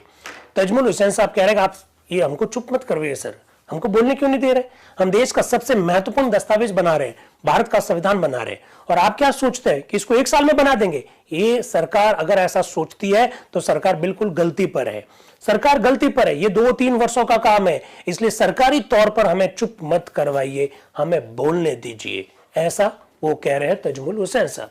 फिर वो कह रहे हैं संशोधन के बारे में मैं कहना चाहता हूं कि जहां तक मैं समझा हूं, मेरे माननीय मित्र प्रोफेसर केटी शाह के संशोधन का आशय यह है कि किसी व्यक्ति को जो भारतीय गणराज्य के प्रधान पद के लिए यानी राष्ट्रपति पद के लिए खड़ा होना चाहिए, यदि वह मंत्री है तो पद त्यागना चाहिए, और यदि वो विधानमंडल का सदस्य है तो अपना स्थान त्यागना चाहिए। मेरे बिहार प्रांत के माननीय एक सदस्य अभी बोल चुके हैं और उन्होंने कहा कि उनके प्रांत में यह कानून है कि यदि विधानमंडल का कोई सदस्य प्रांतीय कांग्रेस समिति का अध्यक्ष बनना चाहे तो उसे अपना पद त्याग देना होता है। इस पर बलपूर्वक विरोध खड़ा हुआ। मैं विरोधियों से पूर्णतः सहमत हूं कि ऐसा कोई कानून नहीं है। हम यह देखते हैं कि कांग्रेस के गत अध्यक्ष श्री करपलानी इस परिषद के सदस्य भी थे और औपनिवेशिक संसद के भी सदस्य थे। यहां हम देखते हैं वो कई सारे मेंबर्स का नाम ले रहे हैं, वो कह रहे हैं कि ऐसा सिस्टम नहीं है। करपलानी जी कांग्रेस के अध्यक्ष थे और सभा के भी सदस्य थे, तो उनको सभा का सदस्य भी बनाया गया और कांग्रेस के भी अध्यक्ष थे, ऐसे कैसे हो सकता है? वो इस प्रकार की बात कह रहे। फिर वो कह रहे गांधी जी के नेतृत्व में कांग्रेस ने कार्य प्रारंभ जब किया तभी से इस सभा के अध्यक्ष डॉक्टर राजेंद्र प्रसाद कई वर्षों तक प्रांतीय कांग्रेस समिति के अध्यक्ष थे। ये दुर्भाग्य है कि उन्होंने हमारा प्रांत छोड़कर दिल्ली आना पड़ गया। वो कह रहे कि खुद डॉक्टर राजेंद्र प्रसाद संविधान सभा के अध्यक्ष है और हमारे बिहार प्रांत के कांग्रेस के भी अध्यक्ष है, तो 2 जगह पर वो रह सकते हैं, तो इसमें क्या दिक्कत है? ऐसा वो कहना चाह रहे हैं तजमुल हुसैन साहब। अब आते हैं डॉक्टर BR अम्बेडकर साहब। आप जानते हैं डॉक्टर BR अम्बेडकर सबसे अंत में बोलते हैं क्योंकि वो प्रस्तावक है। उपाध्यक्ष महोदय, मुझे खेद है कि मेरे माननीय मित्र प्रोफेसर केटी शाह द्वारा पेश किए गए संशोधनों में से मैं किसी को भी स्वीकार नहीं कर सकता। लो कर लो बात। डॉक्टर अंबेडकर ने साफ कह दिया कि प्रोफेसर केटी शाह के द्वारा प्रस्तुत किए गए संशोधनों में से मैं किसी को भी स्वीकार नहीं कर सकता। प्रोफेसर केटी शाह ने 3 संशोधन पेश किए, एक राष्ट्रपति पद के लिए मंत्री के उम्मीदवार खड़े होने के विषय में और शेष 2 राष्ट्रपति के विषय में। तीनों संशोधनों पर उनके स्टेटमेंट के उत्तर में अपने कथन को भी मैं 2 भागों में विभाजित करना चाहता हूं। प्रथम भाग में मैं उनके मंत्री संबंधी संशोधन को लेता हूं। प्रोफेसर केटी शाह के संशोधन के अनुसार यदि कोई व्यक्ति मंत्री पद पर है और चुनाव लड़ना चाहता है तो प्रोफेसर केटी शाह के अनुसार उसको इस्तीफा देना पड़ेगा। अब डॉक्टर अंबेडकर कह रहे हैं कि अगर सारे मंत्री चुनाव लड़ना चाहते हैं तो सारे मंत्रियों को इस्तीफा देना पड़ेगा, और सारे मंत्री अगर इस्तीफा दे देंगे तो सरकार धराशायी हो जाएगी, देश को चलाएगा कौन? ऐसा डॉक्टर अंबेडकर कह रहे हैं। जरा देखिएगा क्या कह रहे हैं। दूसरे शब्दों में मंत्री पद निर्वाचन के लिए निर्योग्यता स्वरूप होगा। मुझे ऐसा प्रतीत होता है कि प्रोफेसर केटी शाह ने अपने संशोधन पर काफी ध्यान नहीं दिया है। पहली बात यह है कि यदि एक मंत्री त्यागपत्र देता है तो यह संशोधन अनावश्यक है। दूसरी बात जिस पर प्रोफेसर शाह ने विचार नहीं किया है और जो मुझे बहुत गंभीर दिखती है वह यह है कि फर्ज करो कि हम उनका संशोधन मान लेते हैं कि एक मंत्री को राष्ट्रपति पद के लिए खड़ा होने से पहले त्यागपत्र दे देना चाहिए, तो यह सर्वथा स्पष्ट है कि संसद के भंग होने और नई संसद के संवेद होने के मध्यवर्ती समय में प्रशासन का कार्य चलाने के लिए कोई मंत्री नहीं होगा। और हमें जिस प्रश्न पर विचार करना है वो ये है, पुरानी संसद के भंग होने और नई संसद के संवेद होने के मध्यवर्ती काल में प्रशासन का क्या होगा। वाह, डॉक्टर अंबेडकर ने बड़ा टेक्निकल इशू उठाया यहां पर। उन्होंने कहा कि अगर मंत्री पद से इस्तीफा देने के बाद ही कोई राष्ट्रपति का चुनाव लड़ सकता है तो बड़ी दिक्कत हो जाएगी। 2, अगर सारे मंत्री चुनाव लड़ना चाहते हैं तो इसका मतलब सारे मंत्रियों को इस्तीफा देना पड़ेगा, तो फिर प्रशासन चलाएगा कौन। और फिर वो एक टेक्निकल प्रॉब्लम और बताते हैं कि अगर इस प्रकार का सिस्टम रखा तो समझ लीजिए लोकसभा का कार्यकाल 5 वर्ष है, 5 वर्ष का कार्यकाल पूरा होने जा रहा है और एक सरकार काम कर रही है। उस सरकार में 25-30 लोग मंत्री है। वो मंत्री भी तो चुनाव लड़ने जा रहे हैं, बहुत ध्यान से सुनिए, वो मंत्री भी तो चुनाव लड़ने जा रहे हैं। अगर वो मंत्री जो चुनाव लड़ने जा रहे वो अगर पदों से इस्तीफा दे देंगे तो ये जो चुनाव के पीरियड के दौरान सरकार को चलाएगा कौन, ऐसा डॉक्टर अंबेडकर तकनीकी रूप से एक प्रश्न उठाते हैं। अभी आपने देखा कि राजस्थान में विधानसभा के चुनाव हुए, सब आपको मालूम है। अक्टूबर के प्रथम सप्ताह में हमारे राजस्थान में आचार संहिता लगी, हमारे राजस्थान सरकार के कई मंत्रियों ने चुनाव लड़ा। 25 नवंबर को चुनाव हुए, आचार संहिता अक्टूबर के फर्स्ट वीक में लगी, 3 दिसंबर को परिणाम आया, 3 दिसंबर से लगाकर अक्टूबर के प्रथम सप्ताह कोई न कोई तो मंत्री होगा ना, नहीं तो देश चलेगा क्या, राज्य चलेगा कैसे। डॉक्टर अंबेडकर इसी इशू को उठा रहे थे। और मैं एक बहुत महत्वपूर्ण बात और आपको बताना चाहता हूं, 3 दिसंबर को जब चुनाव के परिणाम आए तो आप जानते हैं कांग्रेस चुनाव में हार गई। कांग्रेस की ओर से राजस्थान के उस समय मुख्यमंत्री थे अशोक गहलोत। 3 दिसंबर को जैसे वो हारे, इसके बाद में शाम को जाकर वो हमारे राजस्थान के राज्यपाल कलराज जी मिश्र से मिले और उन्होंने अपना इस्तीफा दे दिया। इस्तीफा देने के बाद में भी वो मुख्यमंत्री रहे। अगर आप लोगों को मालूम है, मुख्यमंत्री रहे इस्तीफा देने के बावजूद भी, और तब तक रहे जब तक कि माननीय श्री भजन लाल जी शर्मा साहब ने शपथ नहीं ले ली, क्योंकि प्रशासन को चलाने के लिए बहुत आवश्यक होता है। ऐसा डॉक्टर अंबेडकर ने अपने इस वक्तव्य में बात कही। वो कह रहा है कि इससे तो शासन में पूर्णतः प्रशासनिक अराजकता उत्पन्न हो जाएगी। इस कारण से मैं निवेदन करता हूं कि, ऐसा बोल ही रहा है कि कृष्णा स्वामी जी भारती जो है वो कह रहा है कि ये सब मंत्रियों के संदर्भ में नहीं है, केवल उप मंत्री का ही संदर्भ है। तो डॉक्टर अंबेडकर कहता है, फर्ज क्या प्रत्येक मंत्री चुनाव लड़ना चाहता है तो क्या फिर प्रत्येक मंत्री को इस्तीफा देना पड़ेगा। इस प्रकार से डॉक्टर अंबेडकर अपनी बात को रखते हुए कह रहे हैं। फिर देखिए आप, राष्ट्रपति के संदर्भ में उन्होंने जो संशोधन रखे, अब मैं उन्हें लेता हूं। उनके पहले संशोधन 1108 में कुछ निर्योग्यताओं का आयोजन है, जैसा कि देशद्रोह के लिए दंडित होना, राज्य के विरुद्ध अपराध या संविधान का उल्लंघन। डॉक्टर अंबेडकर कह रहे ये निर्योग्यता भी नहीं रखी जा सकती। राष्ट्रपति ऐसा व्यक्ति होगा जो लोकसभा के लिए सदस्य निर्वाचित होने की योग्यता रखता है। अरे वाह, गजब की बात कही है।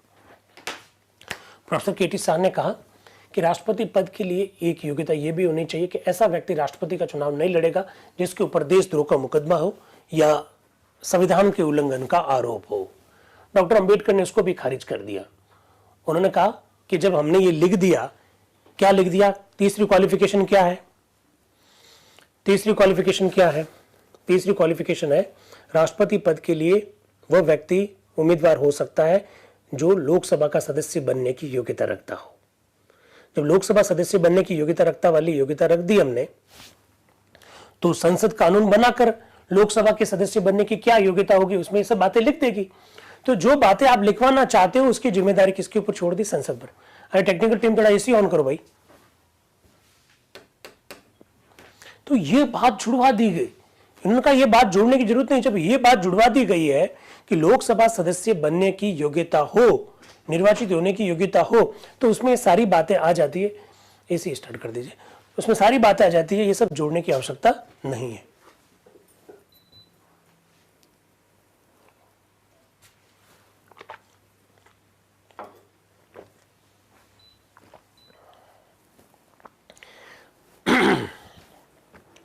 चलिए, ऐसा जैसे बोलते हैं तो एचवी कामत साहब क्या कह रहे हैं, मैं एक बात स्पष्ट करना चाहता हूं उपाध्यक्ष महोदय, यदि विकृत मस्तिष्क तथा उन्मुक्त दिवालिया जैसी बातों को अनुच्छेद में रखने योग्य समझा गया तो इसमें क्या तर्क है। अरे वाह, क्या गजब की बात कही है।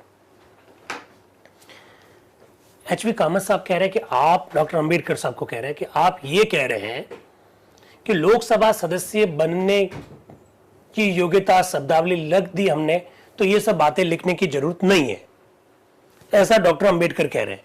तो एचवी कामत साहब कह रहे हैं कि जब हमने मानसिक रूप से विकृत चित्त जैसी शब्दावली लिख दी तो ये भी लिख दो ना, क्या प्रॉब्लम है। जब ऐसी ऐसी शब्दावलियां लिख ही रहे हो तो ये भी लिख दीजिए, ऐसा एचवी कामत साहब कह रहे हैं। तो डॉक्टर अंबेडकर क्या कह रहे हैं, मैं नहीं जानता, ये तो केवल तर्क का विषय है। ये कहना सर्वथा संभव है कि किसी निर्योग्यता को यहां रखा जाना चाहिए। यह कहना सर्वथा संभव है कि समस्त आवश्यक बातें यहां रखी जानी चाहिए तथा शेष संसद पर छोड़ देनी चाहिए। मुझे इसमें कोई विपरीत चीज दिखाई नहीं देती है। डॉक्टर अंबेडकर साहब कह रहे हैं कि जो बातें संभव है वो हम रख रहे हैं, बाकी सारी जिम्मेदारी संसद पर छोड़ रहे हैं, इसमें दिक्कत क्या है। मुझे इसमें किसी भी प्रकार का कोई विरोधाभास दिखाई नहीं देता है, ऐसा डॉक्टर अंबेडकर कह रहे हैं। अब मैं प्रोफेसर केटी शाह के अंतिम संशोधन 1125 को लेता हूं। जो भाषा प्रयोग की है, मेरे विचार से उस पर ध्यान से विचार करना अपेक्षित है। प्रोफेसर तो ये चाहते हैं कि प्रत्येक व्यक्ति को जिसे राष्ट्रपति बनना है, अपना पद संभालने से पहले किसी व्यापार अथवा व्यवसाय जिसका वो सरकार संचालन कर रही है अथवा जिसे सरकार स्वयं अथवा किसी के द्वारा चल रही है, अपने हित, अधिकार, स्वामित्व आदि का परित्याग कर देना चाहिए और दूसरी बात, सरकार को वो हित प्रधान राष्ट्रपति से खरीद लेना चाहिए, ऐसा उन्होंने प्रोफेसर केटी शाह ने कहा। फिर डॉक्टर अंबेडकर कह रहे हैं ये बात तो मैंने आज तक किसी संविधान में नहीं देखी है कि जो व्यक्ति राष्ट्रपति पद को ग्रहण करेगा वो अपनी संपत्ति को त्याग देगा, ऐसी बात तो मैंने आज तक किसी संविधान में देखी ही नहीं है, ऐसा वो बोल रहे हैं। मेरे विचार में यदि ऐसी कोई शर्त अपेक्षित थी तो वो अमेरिका में हो सकती थी। अरे अमेरिका जैसे देश में जहां का राष्ट्रपति बहुत ताकतवर व्यक्ति होता है, अमेरिका जैसे देश में भी जब इस प्रकार की शर्त नहीं रखी तो हम क्यों रखें, ऐसा डॉक्टर अंबेडकर कह रहे हैं। कौन सी बात कि जो व्यक्ति राष्ट्रपति बनेगा वो अपने सारे व्यवसाय व्यापार सब छोड़ देगा। डॉक्टर अंबेडकर ने कहा दुनिया के किसी भी संविधान में नहीं है, और अगर रखनी भी थी तो अमेरिका जैसे संविधान में रखनी थी जहां अमेरिका में राष्ट्रपति पावरफुल है। अरे वहां पर भी नहीं रखी तो हम क्यों रखें, ऐसा डॉक्टर अंबेडकर कह रहे हैं। हमने बार बार कहा कि हमारा राष्ट्रपति तो केवल नाम मात्र का प्रतीक होगा, उसे स्वविवेक के अधिकार भी प्राप्त नहीं होंगे, उसे प्रशासन की कोई शक्तियां प्राप्त नहीं होगी, और जहां तक हमारे राष्ट्रपति का संबंध है यह प्रावधान सर्वथा अनावश्यक है। डॉक्टर अंबेडकर कह रहे हैं कि अरे भाई हमारे यहां राष्ट्रपति नाम मात्र का प्रमुख है, सिंबॉलिक है, वो नाम मात्र का है, तो वहां ये सब चीजें लिखने की जरूरत नहीं थी। जहां लिखने की बात थी अमेरिका में, वहां पर भी नहीं लिखी तो हम क्यों लिखे, ऐसा डॉक्टर अंबेडकर ने कहा। जवाब आएगा, इसका भी जवाब आएगा, कौन देगा अभी बताएंगे। वो साफ साफ कह रहे हैं कि सारे विषय तो मंत्री के पास रहेंगे क्योंकि हमारे यहां पर संसदीय शासन व्यवस्था अपनाई जा रही। फिर वो कह रहे हैं, तीसरा प्रश्न ये उठता है कि मेरे विचार से एक ठोस प्रश्न है, फर्ज किया कि हम ऐसी कोई शर्त लगा देते हैं तो क्या वर्तमान स्थिति में ऐसा उम्मीदवार मिलना संभव है जो राष्ट्रपति पद के लिए खड़ा होगा और प्रोफेसर शाह द्वारा रखी गई शर्तों को मानेगा। अब डॉक्टर अंबेडकर कह रहे हैं कि प्रोफेसर शाह ने जो शर्तें रखी है उस शर्तों के आधार पर क्या वर्तमान परिस्थितियों में देश में कोई ऐसा व्यक्ति है जो राष्ट्रपति पद के लिए चुनाव लड़ेगा, ऐसा कोई व्यक्ति है क्या। मुझे बहुत संदेह है कि यदि ऐसी शर्तें रख दी जाए तो प्रोफेसर शाह भी राष्ट्रपति चुनाव के लिए खड़े होंगे कि नहीं होंगे। तो प्रोफेसर केटी शाह कह रहे चिंता मत कीजिए, चिंता मत कीजिए। क्या कह रहे, वक्ताओं के बीच में बाधा डालने का मेरा स्वभाव नहीं है, किंतु क्या मैं उन्हें पूर्णतः आश्वासन दे सकता हूं कि जहां तक मेरा संबंध है उन्हें विश्वास रखना चाहिए कि इन सारी शर्तों की पूर्ति हो जाएगी। प्रोफेसर केटी शाह कह रहे हैं कि राष्ट्रपति व्यक्ति चुनाव लड़ना चाहता, चुनाव जीत जाता तो संपत्ति अपनी राष्ट्र को दे देगा, सरकार को दे देगा। डॉक्टर अंबेडकर कह रहा है कि अगर ऐसी शर्तें रख दी तो हमें कोई योग्य उम्मीदवार ही नहीं मिलेगा, शायद प्रोफेसर शाह भी ऐसे उम्मीदवार नहीं होंगे। तो प्रोफेसर केटी शाह ने कहा मेरी चिंता मत कीजिए, अगर मैं राष्ट्रपति चुन लिया जाता हूं तो आप जो शर्तें रख रहे हो वो सारी शर्तें पूरी होगी। तो डॉक्टर हंसते हैं। फिर डॉक्टर अंबेडकर वापस बोलते हैं, मुझे प्रसन्नता है किंतु ये देश इस कल्पना पर नहीं चल सकता है कि राष्ट्रपति पद के लिए खाली प्रोफेसर केटी शाह ही उम्मीदवार है। डॉक्टर अंबेडकर साहब कह रहे हैं कि हमारे सामने संकट यह है कि यदि प्रोफेसर केटी शाह के सुझावों को स्वीकार कर लिया जाए, उनके संशोधनों को स्वीकार कर लिया जाए, तो क्या देश में ऐसे व्यक्ति उपलब्ध होंगे उम्मीदवार के रूप में जो राष्ट्रपति का चुनाव लड़ सकते हैं। आगे वो ये भी कहते हैं कि क्या प्रोफेसर केटी शाह भी इस तरह की शर्तों को पूरा करेंगे क्या। तो प्रोफेसर केटी शाह खड़े होकर बोलते हैं कि मुझे बीच में बोलने की आदत तो नहीं है, लेकिन मैं आश्वासन देना चाहता हूं कि मैं सारी शर्तें पूरी करूंगा। तो डॉक्टर अंबेडकर कह रहे हैं मैं ऐसे आश्वासन पर संविधान में प्रावधान नहीं कर सकता, ऐसी कल्पना पर मैं संविधान का प्रावधान नहीं कर सकता कि खाली प्रोफेसर केटी शाह ही राष्ट्रपति पद के लिए उम्मीदवार होंगे।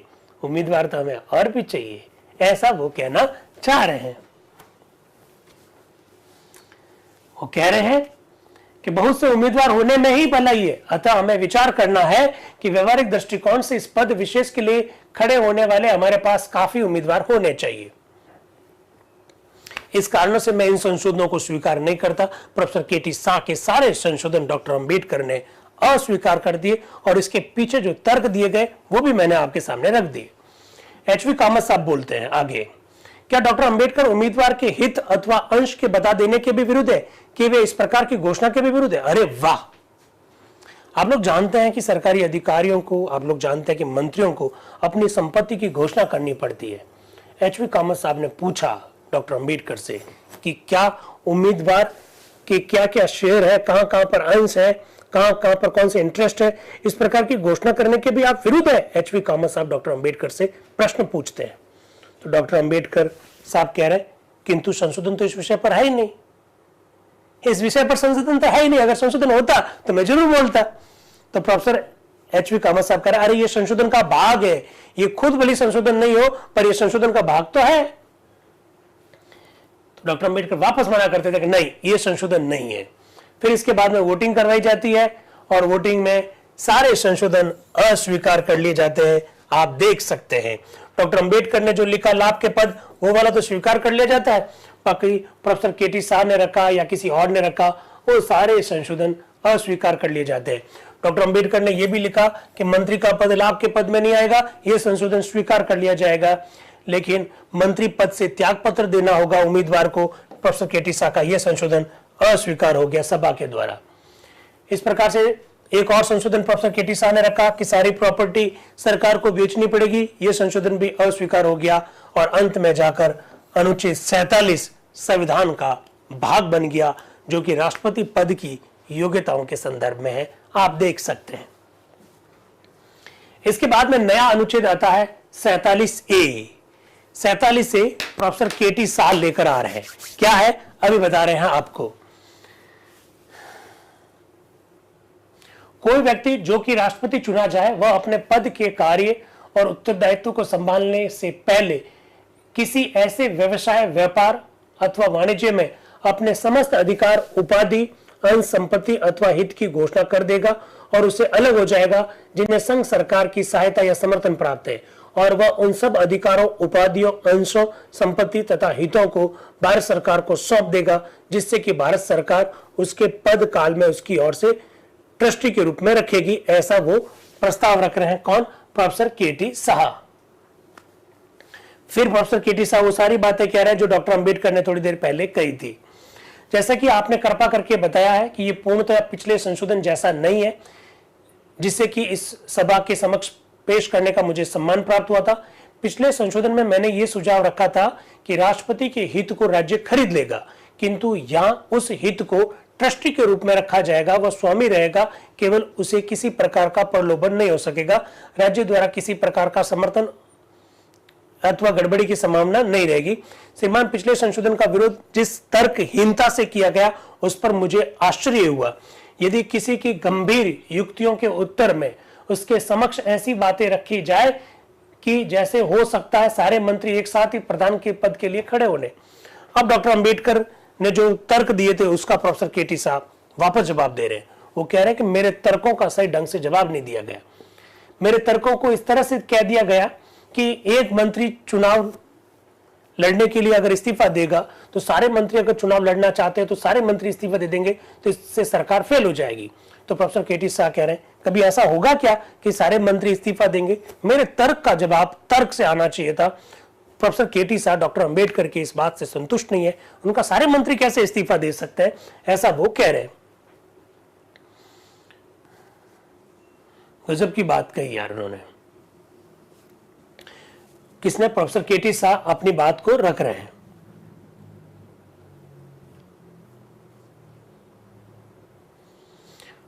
Professor K T. शाह जब डॉक्टर अंबेडकर की ओर इशारा करते हुए सारी बातें रख रहे हैं तो उपाध्यक्ष महोदय हस्तक्षेप करते हैं। वो कह रहे हैं कि आप संविधान सभा को संबोधित कीजिए, न कि आप डॉक्टर अंबेडकर को संबोधित कीजिए, ऐसा मत कीजिए। 8:38 यानी 1 घंटा और 8 मिनट, इसका मतलब फीडबैक लिंक दे देना चाहिए, पर जवाब तो अभी आना बाकी है, थोड़ा देर 5-10 मिनट और रुक जाइए। तो प्रोफेसर साहब वापस बोल रहे हैं कि डॉक्टर अंबेडकर अपने पद से दूर चले गए थे, ये मेरे व्यवहार के विरुद्ध है, ऐसा वो कह रहे हैं। उपाध्यक्ष महोदय, क्या मैं सुझाव रखूं कि हम दोनों एक ही व्यवसाय के हैं, अतः हमें उनकी कमजोरी से अधिक उच्च सिद्ध होना चाहिए, ऐसा वो कह रहे हैं। Professor K T. शाह कह रहे हैं मैं आपकी आज्ञा को शिरोधार्य करता हूं, किंतु मैं अवश्य अनुभव करता हूं श्रीमान की इस प्रकार के वाद विवाद में तर्क अनुपस्थित रहता है और पक्षपात ज्यादा होता है। Professor K T. शाह यहाँ इतना कह देते हैं, यहां तक कह देते हैं कि इस प्रकार के वाद विवाद में तर्क उपस्थित नहीं किया जाता है और पक्षपात ज्यादा किया जाता है। यदि ऐसा है तो भी मैं भी दृढ़ संकल्प होकर अपने प्रत्येक संशोधन को पेश करता रहूंगा, चाहे परिणाम कुछ भी हो। मुझे यह भी स्पष्ट दिखाई देता है कि संसार के समक्ष, उन लोगों के समक्ष जो कि पक्षपातहीन है, हम आदर्श विधि निर्माता नहीं कहला सकते यदि हम भावी संतति के निमित्त इन सब संशोधनों को रद्द करने पर ही तुले रहते हैं। मुझे तो केवल यही कहना है श्रीमान। उन्होंने कहा कि इस प्रकार के वाद विवाद में तर्क कम दिखाई देते हैं, पक्षपात ज्यादा दिखाई देता है, और अगर पक्षपात भी दिखाई देता है तो भी मैं तो ऐसे संशोधन रखता रहूंगा, ऐसा प्रोफेसर केटी शाह ने स्पष्ट रूप से कह दिया। गजब के तर्क वितर्क आपके सामने रखे जा रहे हैं। आप देख सकते हैं प्रोफेसर केटी शाह किस तरह से अपनी बात को रख रहे हैं। इसके बाद में तजमुल हुसैन साहब कह रहे हैं कि क्या मैं बोल सकता हूं क्या श्रीमान? तो उपाध्यक्ष कह रहे हैं अगर आप जिद करेंगे तो फिर ठीक है, आप भी बोल दो। तो तजमुल हुसैन साहब बोल रहे हैं, क्या बोल रहे हैं? उपाध्यक्ष महोदय, मैं आपका फिर कृतज्ञ हूं क्योंकि आपने अपनी सारी शक्तियों का प्रयोग मेरे पक्ष में किया। मैं अपने माननीय मित्र प्रोफेसर केटी शाह के संशोधन का पूर्णतः समर्थन करने के लिए खड़ा हुआ हूं। उनका संशोधन बहुत उचित है। वे चाहते हैं कि जो व्यक्ति राष्ट्रपति पद पर चुना जाए उसे किसी भी प्रकार संघ सरकार द्वारा सहायता अथवा समर्थन प्राप्त किसी भी व्यापार, वाणिज्य अथवा व्यवसाय में अपने अधिकारों, अंशों, संपत्ति आदि की घोषणा कर देनी चाहिए और उन्हें छोड़ देना चाहिए। इन सब अधिकारों आदि को सरकार को सुपुर्द कर देना चाहिए जिससे कि वे उस अवधि के लिए ट्रस्टी के रूप में रहे जिस अवधि में वो भारतीय गणराज्य के उच्च पद पर आसीन रहे। अब श्रीमान, मेरे विचार से ये एक उचित संशोधन है, किंतु मुझे भय है कि माननीय डॉक्टर अंबेडकर इसे स्वीकार नहीं करेंगे। प्रोफेसर शाह सुंदर संशोधन पेश किया करते हैं किंतु वे सब अस्वीकृत हो जाते हैं क्योंकि संविधान के मसौदे के प्रस्तावक माननीय सदस्य उसके पक्ष में नहीं होते हैं। तजमुल हुसैन साहब आज स्पष्ट रूप से ये कहते हैं कि प्रोफेसर केटी साहब बहुत सुंदर सुंदर संशोधन रखते हैं, लेकिन अफसोस इस बात का है कि उनके सुंदर संशोधन अस्वीकृत हो जाते हैं। इसके पीछे वो कारण बतलाते हैं कि संविधान के जो प्रस्तावक हैं वे उसके पक्ष में नहीं होते, इस वजह से वो सारे खारिज कर दिए जाते हैं। फिर वो आगे बोल रहे हैं, अतः आपकी अनुमति से मैं इसमें एक शाब्दिक संशोधन पेश करना चाहता हूं। तो उपाध्यक्ष महोदय कह रहे हैं कि शाब्दिक संशोधन की मैं पेश करने की अनुमति आपको नहीं दे सकता हूं क्योंकि आप अगर रखेंगे शाब्दिक संशोधन तो और लोग भी रखना चाहेंगे।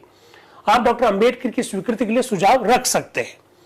तजमुल हुसैन साहब आगे बोल रहे हैं, मेरा सुझाव यह है कि श्री शाह के संशोधन में यह नहीं कहा गया कि जब एक व्यक्ति राष्ट्रपति चुना जाए तब उसे अपनी समस्त व्यक्तिगत संपत्ति की घोषणा और परित्याग कर देना चाहिए। वे केवल इतना ही कहते हैं कि उन्हें राज्य द्वारा सहायता अथवा समर्थन प्राप्त किसी प्रतिष्ठान में अपने अधिकार और हित को छोड़ देना चाहिए और भारत सरकार को ऐसे हितों को ट्रस्टी के रूप में उसके लिए रखना चाहिए। मेरा कहना है कि यह भारत सरकार को मिलेगी, अतः मेरा ख्याल था कि डॉक्टर अंबेडकर इसे स्वीकार कर लेंगे। यदि भारत सरकार के कानून मंत्री के रूप में डॉक्टर अंबेडकर इसे स्वीकार नहीं करने जा रहे तो भारत सरकार की जगह वह राष्ट्रपति की पत्नी तथा उसके बालकों को मिलना चाहिए। वह बहुत ही सीधी सी बात है, संशोधित रूप से इस प्रकार से होगा, ऐसा वो कह रहे हैं। वो ये कह रहे हैं कि भाई डॉक्टर अंबेडकर इस संशोधन को स्वीकार नहीं कर रहे हैं जो प्रोफेसर केटी शाह ने रखा। कौन सा संशोधन?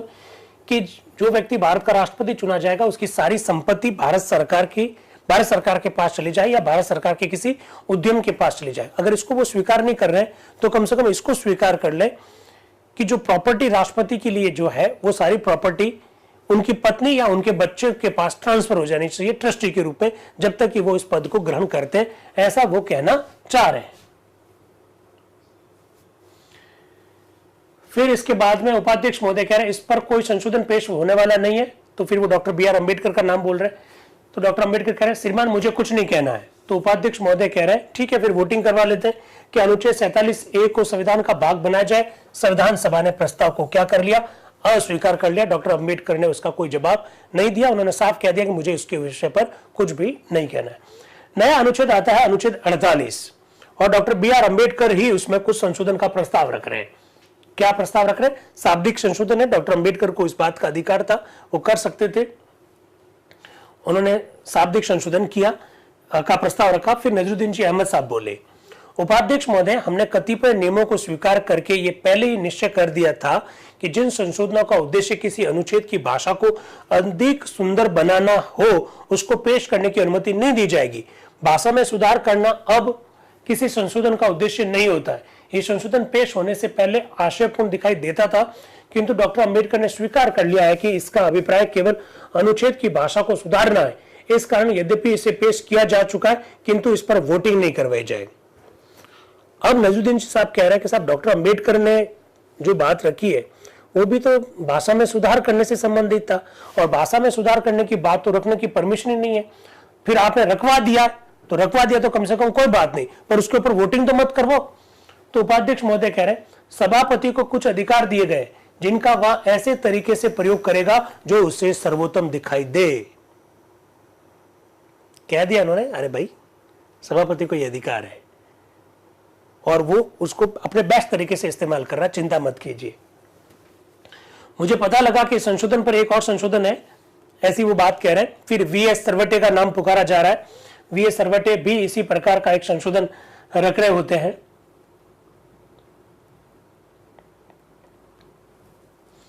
शाब्दिक संशोधन जैसा ही है लगभग। इसके बाद में डॉक्टर अंबेडकर साहब का एक प्रस्ताव और आता है। अनुच्छेद 48 में परिलाभ का अन्य कोई पद अथवा स्थिति, इन शब्दों के स्थान पर लाभ का पद रख दिया जाए। ये पहले भी योग्यता के संदर्भ में हुआ था, इसी प्रकार का ये एक और संशोधन है। अब लेके आ रहे हैं एच.वी. कामत साहब। आप जानते हैं भारतीय संविधान का अनुच्छेद 59 आर्टिकल 59 राष्ट्रपति पद के लिए कंडीशन से संबंधित है। जैसे मेरा भाई विराट बता रहे हैं, condition of president office, conditions for the office of president, ये सही शब्दावली है। राष्ट्रपति पद के लिए क्या क्या शर्तें होगी, अगर आप लोगों ने आर्टिकल 59 पढ़ रखा है तो। राष्ट्रपति पद पर रहते हुए उनके वेतन परिलाभ में किसी भी प्रकार का हानिकारक परिवर्तन नहीं किया जा सकता, उनको रहने के लिए एक आवास होगा, ये सब लिखा हुआ आर्टिकल 59 में। एच.वी. कामत साहब एक बात कह रहे हैं कि राष्ट्रपति के लिए आवास होगा, ये लिखने की आवश्यकता है क्या? इस प्रकार की बात मत लिखिए। एच.वी. कामत साहब कह रहे हैं, क्या कह रहे हैं, राष्ट्रपति के लिए आवास रहेगा, यह शब्द निकाल दिया जाए। क्यों निकाल दिया जाए, अभी वो बात करेंगे। एच.वी. कामत साहब वो कह रहे हैं कि मैं ऐसी एक प्रार्थना करूं कि संविधान में ऐसी महत्वहीन, ऐसी तुच्छ बातों को रखने की आवश्यकता पर प्रकाश डाले। मैं जानता हूं और अबाध रूपेण स्वीकार करता हूं कि शायद हमें इस बात का गर्व भी हो कि ये संविधान सारे संसार में सबसे भारी है। उन्होंने कहा कि हमारा संविधान दुनिया का सबसे लंबा संविधान बनता जा रहा है और आपको गर्व हो सकता है, लेकिन राष्ट्रपति को रहने के लिए एक आवास मिलेगा, ये बात जोड़ने की आवश्यकता है क्या? ऐसा एच.वी. कामत साहब बात रख रहे हैं और वो कह रहे हैं कि मेरा यह संशोधन है कि इस प्रकार की शब्दावली हटा दी जाए जिसमें लिखा हुआ कि राष्ट्रपति को रहने के लिए एक आवास मिलेगा। हमने अपने सभा के लिए हाथी का ही राज चिन्ह और प्रतीक चुना है। कदाचित ये उसके अनुरूप ही है कि हमारा संविधान भी ऐसा ही भारी है जैसा कि संसार में कोई बना ही नहीं है। श्रीमान, क्या मैं अत्यंत नम्रता से पूछ सकता हूं कि संविधान में राष्ट्रपति के निवास स्थान जैसी चीजें रखकर उसे भारी बनाने में क्या बुद्धिमत्ता है? यदि यह स्वीकार कर लिया जाता है तो क्या ऐसा कहना भी समान रूपेण उचित नहीं होगा कि राष्ट्रपति को इतने नौकर मिलेंगे, इतने एलडीसी मिलेंगे, इतने एडीसी मिलेंगे, इतने चपरासी मिलेंगे और एक और सचिव मिलेगा? ये सब भी लिख दो ना। फिर राष्ट्रपति को आवास मिलेगा तो कितने नौकर मिलेंगे, कितने चपरासी मिलेंगे, कितने एलडीसी मिलेंगे, कितने सचिव मिलेंगे, ये भी लिख दो। एच.वी. कामत साहब ऐसा प्रश्न कर रहे हैं और दुनिया के किसी भी संविधान में ऐसा लिखा हुआ नहीं है। एच.वी. कामत साहब कह रहे हैं। तो एक माननीय सदस्य कहता आयरलैंड के संविधान में लिखा हुआ है। तो एच.वी. कामत साहब क्या कह रहे हैं, मैं उसे भी ले लेता हूं। अमेरिका संविधान में मुझे पता नहीं है कि व्हाइट हाउस की चर्चा भी है कि नहीं है। अमेरिका में राष्ट्रपति व्हाइट हाउस में रहता है, सबको पता है, लेकिन अमेरिका में राष्ट्रपति व्हाइट हाउस में रहेगा, क्या यह संविधान में लिखा हुआ अमेरिका के? जब नहीं लिखा हुआ है तो हम क्यों लिख रहे हैं ऐसा वो कह रहे हैं। सबको पता है कि बकिंघम पैलेस में इंग्लैंड में महारानी रहती है, डाउनिंग स्ट्रीट में इंग्लैंड का प्रधानमंत्री रहता है, तो ये लिखने की कहां जरूरत है? ऐसा एच.वी. कामत साहब कह रहे हैं। अगर मेरी व्यक्तिगत राय में तो यह अधिक संगत होगा कि राष्ट्रपति के निवास स्थान के आधार स्थान पर प्रधानमंत्री के निवास स्थान का उल्लेख किया जाए। वाह, क्या गजब की बात कही है। उन्होंने कहा, मैं एक प्रश्न पूछना चाहता हूं, प्रधानमंत्री के लिए एक निवास स्थान होगा, ऐसा लिखा हुआ है क्या? अरे जो पावरफुल है उसके लिए तो लिखा ही नहीं, जो पावरफुल नहीं है उसके लिए लिख दिया। अमेरिका में राष्ट्रपति व्हाइट हाउस में रहता है, ये संविधान में लिखा हुआ नहीं है वहां के, तो हम क्यों लिख रहे हैं? और जब इतनी छोटी छोटी बातें लिख रहे हैं तो फिर आप ये क्यों नहीं लिख रहे हैं कि नौकर होंगे, चाकर होंगे, एलडीसी होगा, यूडीसी होगा? ये भी लिख दो। ऐसा एच.वी. कामत साहब कह रहे हैं। फिर वो क्या करें, एक और छोटी सी बात है, फर्ज किया राष्ट्रपति के लिए 2 निवास स्थान हो, मेरे ख्याल से पहले अधिकांश प्रांतों के गवर्नर और केंद्र में भी गवर्नर जनरल के पास दो दो मकान रहते थे, एक गर्मी के लिए दूसरा सर्दी के लिए। क्या बातें हो रही है, तो फिर लिख दो एक मकान नहीं दो मकान होंगे, सर्दी के लिए ये होगा, गर्मी के लिए ये होगा। इस प्रकार की बातें एचवी कामत साहब कह रहे हैं। फिर वो कह रहे हैं अतः बात यह है कि राष्ट्रपति के निवास स्थान जैसी छोटी सी चीज के लिए क्यों चिंता की जाए। आखिर राष्ट्रपति किसी वृक्ष के नीचे तो रहेगा नहीं, राष्ट्रपति किसी मकान में रहेगा, तो ये सब बातें लिखने की कहां आवश्यकता है। एचवी कामत साहब 27 दिसंबर 1948 को संविधान सभा में एक प्रस्ताव लेकर आ रहे हैं संशोधन का, और कह रहे हैं राष्ट्रपति की शर्तों के संदर्भ में ये जो बात लिखी हुई है ना कि राष्ट्रपति के लिए निवास स्थान होगा, ये पदावली हटा दी जाए, क्योंकि ये बहुत छोटी बात है। और अगर रखनी है तो फिर ये भी रख दो फिर कि राष्ट्रपति को नौकर मिलेंगे, चाकर मिलेंगे, एलडीसी मिलेगा, मंत्री मिलेगा, सचिव मिलेगा, ये भी लिखो। दुनिया के किसी भी देश के संविधान में नहीं है तो फिर हमारे संविधान में क्यों? और अगर हमारे संविधान में करना ही है तो फिर प्रधानमंत्री के लिए करो, क्योंकि हमारे यहाँ पर संसदीय शासन व्यवस्था है, प्रधानमंत्री ताकतवर होता है, तो प्रधानमंत्री के लिए करो ना, राष्ट्रपति के लिए करने की कहां आवश्यकता है। फिर वो ये कह रहे हैं राष्ट्रपति कोई पेड़ के नीचे तो रहेगा नहीं, वो तो किसी मकान में रहेगा, तो ये सब बातें लिखने की आवश्यकता नहीं है, ऐसा वो कह रहे हैं। फिर क्या डॉक्टर अंबेडकर का ख्याल है कि राष्ट्रपति के रहने के लिए छत भी नहीं होगी, उसके लिए 1 2 या 3 मकान हो सकते हैं, क्या पता कितने होंगे। इस अनुच्छेद में ये सारी बातें लिखने की आवश्यकता नहीं है। इसके बाद में प्रोफेसर केटी शाह का संशोधन आ रहा है। वो क्या कह रहे हैं कि इसमें ये जोड़ दो, क्या जोड़ दो, और लोक व्यय पर ऐसे सचिवालयात्मक क्लर्कों की अथवा विशेषज्ञों की परामर्श संबंधी सहायता प्राप्त होगी जो कि वह संविधान के अधीन अथवा उसके अंतर्गत निर्मित किसी विधि के अधीन जो कि उस समय प्रवृत्त हो अपने कर्तव्य और दायित्व की उचित पूर्ति के लिए आवश्यक समझे, ऐसा वो प्रस्ताव रखते हैं। फिर एक और प्रस्ताव रखते हैं प्रोफेसर केटी शाह, प्रत्येक राष्ट्रपति को अपने पद की अवधि पूर्ण करने पर तथा पद निवृत्त होने पर उसके शेष जीवन के लिए ऐसी पेंशन अथवा भत्ते मिलेंगे जो संसद निश्चित करे, पर किसी ऐसे राष्ट्रपति के जीवन काल में जो कि पद निवृत्त हो उसके लिए स्वीकृत पेंशन तथा भत्तों पर कोई विपरीत प्रभाव नहीं डाला जाएगा। राष्ट्रपति को सेवानिवृत्ति के बाद में पेंशन मिलेगी, ये शब्दावली जोड़ दीजिए। प्रोफेसर केटी शाह ने प्रस्ताव रखा, ये भी रखा कि इसमें ये भी जोड़ दीजिए कि राष्ट्रपति को सचिवालय सहायता प्राप्त होगी, क्लर्क प्राप्त होंगे, ये भी लिख दो, ऐसा प्रोफेसर केटी शाह ने रखा। एचवी कामत साहब ने रखा कि राष्ट्रपति के लिए निवास स्थान होगा, ये शब्दावली हटा दीजिए, ऐसा एचवी कामत साहब ने रखा था। तो आप देख सकते हैं कि करके संशोधन आ रहे हैं और तर्क वितर्क भी किए जा रहे हैं। प्रोफेसर केटी शाह के तर्क रखे, फिर डॉक्टर एचवी कामत साहब के भी रखे। अब मुझे लगता है कि संशोधन भी रखा जाना चाहिए। 8:52 हो गए, तो फीडबैक रख दीजिए, फीडबैक वाला जो संशोधन है वो रख दीजिए अब इनके सामने कि हमारे भाई फीडबैक का बड़ा इंतजार कर रहे हैं। अब डॉक्टर अंबेडकर जवाब दे रहे हैं, क्या कह रहे हैं? उपाध्यक्ष महोदय, मुझे खेद है कि जो संशोधन पेश किए गए मैं उन्हें स्वीकार नहीं कर सकता। प्रोफेसर शाह का संशोधन संख्या 1138 कुछ अनावश्यक सा दिखता है। इसमें कहा गया कि राष्ट्रपति को सचिवालय संबंधी सहायता मिलेगी, निसंदेह ऐसा होगा ही, इसलिए इसको रखने की कोई आवश्यकता नहीं है। दूसरे संशोधन 1140 के विषय में, जिसमें कि ये आयोजन है कि सेवानिवृत्ति के बाद में पेंशन दी जाएगी, मैं देखता हूं कि मैं उनके द्वारा व्यक्त भावना से सहमत तो हूं कि जो लोग संसद के सदस्य बनकर जनता की सेवा करना चाहते हैं उन्हें बहुत व्यक्तिगत त्याग करना पड़ता है और उन्हें इसके जीवन के अंत में लगभग बिना किसी साधन की छोड़ देना नहीं चाहिए। फिर भी इस संशोधन विशेष को यह स्वीकार करना कुछ कठिन ही दिखाई देता है। उनके अनुसार प्रत्येक व्यक्ति जो राष्ट्रपति बन जाता है और अपने पद की अवधि जो कि 5 वर्ष है पूरा कर लेता है, उन 5 वर्षों के अंत में पेंशन का अधिकारी होगा। दूसरी कठिनाई यह है कि उनके संशोधन के अनुसार उसकी पेंशन को उसके जीवन काल में बदला नहीं जाएगा। अब उदाहरण के लिए मान लीजिए एक व्यक्ति राष्ट्रपति बन चुका है और अपनी पूरी अवधि तक उस पद पर रह चुका है और प्रोफेसर शाह के संशोधन के अनुसार स्थिति प्राप्त कर चुका है, तो मान लीजिए वो पुनः राष्ट्रपति चुन लिया जाए, तब उसकी स्थिति क्या होगी, ऐसा वो कहना चाह रहे हैं। इसके बाद में कह रहे हैं कि अब ठीक है, मैं अब प्रोफेसर कामत द्वारा उठाए गए प्रश्न के विषय में बात रखना चाहता हूं। मैंने ये जो बात रखी है इसमें कोई प्रॉब्लम है क्या? जूम और यूट्यूब वाले साथी बताया जरा। डॉक्टर अंबेडकर कह रहे हैं कि अब मैं प्रोफेसर कामत ने जो बात रखी है उस पर आना चाहता हूं। इस बात में कोई प्रॉब्लम है क्या?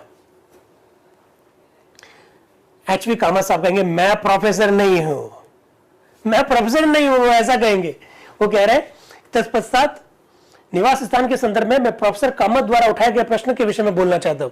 तो एचवी कामत साहब कहेंगे श्रीमान मैं प्रोफेसर कामत नहीं हूं, तो डॉक्टर बी आर अम्बेडकर कहते हैं किंतु वे प्रोफेसर कहलाने के पूर्ण अधिकारी है क्योंकि वो बहुत अधिक बोलते हैं। डॉक्टर अम्बेडकर साहब एचवी कामत साहब को कह रहा है कि आप तो प्रोफेसर कहलाने के ही अधिकारी है क्योंकि आप बहुत अधिक बोलते हैं। तो एचवी कामत साहब कह रहे हैं ईश्वर ना करे मैं कभी प्रोफेसर बनूं, फिर वो हंसने लग जाते हैं। तो इस प्रकार की नॉक जॉक भी होती थी संविधान सभा में, ये भी पता होना चाहिए। और मजाक भी होती थी। एचवी कामत साहब को प्रोफेसर कह दिया डॉक्टर अंबेडकर ने, तो डॉक्टर अंबेडकर ने जैसे उनको प्रोफेसर कहा तो एचवी कामत साहब एकदम बीच में बोले अरे नहीं मैं प्रोफेसर नहीं हूं। तो अंबेडकर कह रहे हैं कि आप प्रोफेसर ही है क्योंकि आप बहुत बोलते हैं। तो वापस कामत साहब जवाब देते हैं ईश्वर ना करे कि मैं प्रोफेसर बनूं। चलिए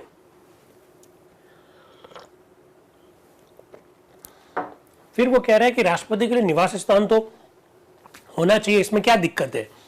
तो एचवी कामत साहब फिर कह रहे हैं प्रधानमंत्री के लिए निवास होगा कि नहीं होगा ये बताओ आप। तो डॉक्टर अंबेडकर ने कहा ये कोई बात नहीं हुई, ये कोई तर्क नहीं हुआ, मैं तो ये जानना चाहता हूं कि वे इस बात का समर्थन करते हैं या नहीं कि राष्ट्रपति को सरकारी आवास मिलेगा। इस बात का समर्थन करते हो नहीं करते हो तो बात खत्म। इस प्रकार से ये बातें रखी गई और जो संशोधन रखे गए कुछ स्वीकार किए गए कुछ अस्वीकार कर दिए गए। आप देख सकते हैं इस प्रकार से स्वीकार हो रहे। और इसके बाद में आता है नया अनुच्छेद 48A, राष्ट्रपति को चाय पीने का भी अधिकार होना चाहिए। मैं भी पी लेता हूं,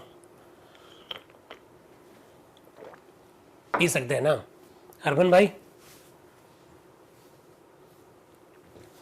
चलिए नया अनुच्छेद आ रहा है, अनुच्छेद 48A। यूट्यूब वाले कहां चले गए यार। बुक नेम इज भारत का संविधान। Who is asking about the name of the book. अरे भाई ये बुक रही ना यार, ये रही, कितनी बार बताया मैंने, मेरे यूट्यूब के साथ ही भूल जाते हैं। ये है बुक जिससे हम आपसे चर्चा कर रहे हैं। ये संविधान सभा की चर्चा है, हूबहू चर्चा है।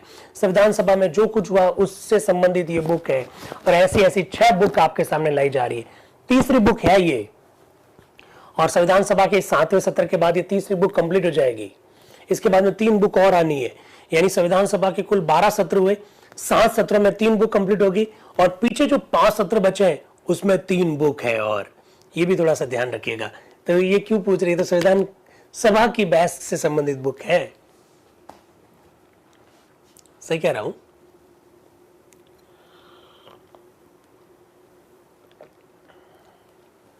चलिए नया अनुच्छेद आ रहा है 48A।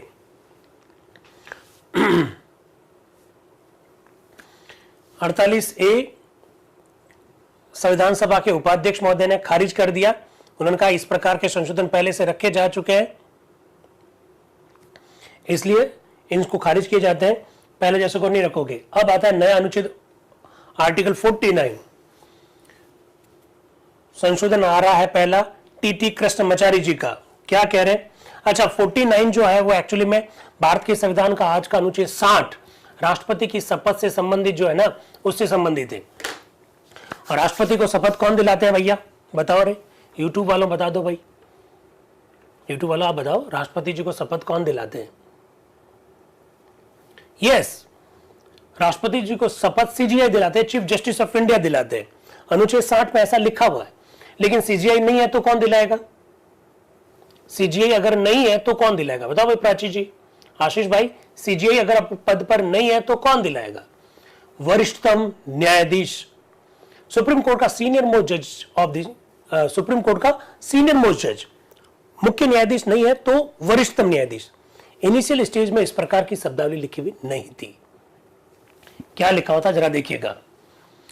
तो टीटी कृष्णमाचारी जी एक संशोधन रख रहे हैं। क्या रख रहे हैं कि भाई सुप्रीम कोर्ट के मुख्य न्यायाधीश राष्ट्रपति जी को शपथ दिलाएंगे, उसकी जगह पर आप ये लिख दो, उसके आगे ये लिख दो, अथवा उसकी अनुपस्थिति में सर्वोच्च न्यायालय के सबसे उच्च न्यायाधीश यानी सीनियर मोस्ट जज, ये शब्दावली लिख दीजिए। पहले लिखी हुई नहीं थी। श्रीमान ये केवल इतना ही प्रावधान करने के लिए है कि यदि भारत का सर्वोच्च न्यायाधीश उपस्थित न हो तो कोई और न्यायाधीश उसके प्रकार्य को कर सके। यानी दोस्तों आप ध्यान रखिएगा, भारत के संविधान के अनुच्छेद 60 में आज लिखा हुआ है कि राष्ट्रपति को सुप्रीम कोर्ट के मुख्य न्यायाधीश अथवा उनकी अनुपस्थिति में सीनियर मोस्ट जज ऑफ द सुप्रीम कोर्ट शपथ दिलाते हैं। ये बात इनिशियल स्टेज में लिखी हुई नहीं थी, ये बात टीटी कृष्णमाचारी जी के संशोधन पर जोड़ी गई। टीटी कृष्णमाचारी जी का संशोधन है, इसको भी थोड़ा ध्यान रखिएगा जुनेद भाई, इसको ध्यान रखना। ये संशोधन किसने रखा था? टीटी कृष्णमाचारी जी ने। खैर, उपाध्यक्ष महोदय कह रहे हैं डॉक्टर अंबेडकर क्या आप संशोधन को स्वीकार करते हैं? डॉक्टर अंबेडकर ने झटके में कहा यस, मैं इसे स्वीकार करता हूं और यह फिर संविधान का भाग हो जाएगा। यह भी आपको मालूम होना चाहिए। अब शपथ के अंतर्गत आप लोग जानते हैं शपथ किस तरह से ली जाती है। मैं ईश्वर के नाम पर शपथ लेता हूं अथवा प्रतिज्ञान करता हूं। ईश्वर के नाम पर शपथ। इनिशियल स्टेज में ईश्वर शब्द लिखा हुआ नहीं था, हमारे अनुच्छेद 60 में ईश्वर शब्द लिखा हुआ नहीं था इनिशियल स्टेज में जब संविधान का मसौदा तैयार किया गया। एचवी कामत साहब क्या कह रहे हैं? उपाध्यक्ष महोदय, आपकी अनुमति से मैं इस संशोधन संख्या 1146 को संशोधित रूप में निम्न प्रकार से पेश करता हूं। कैसे?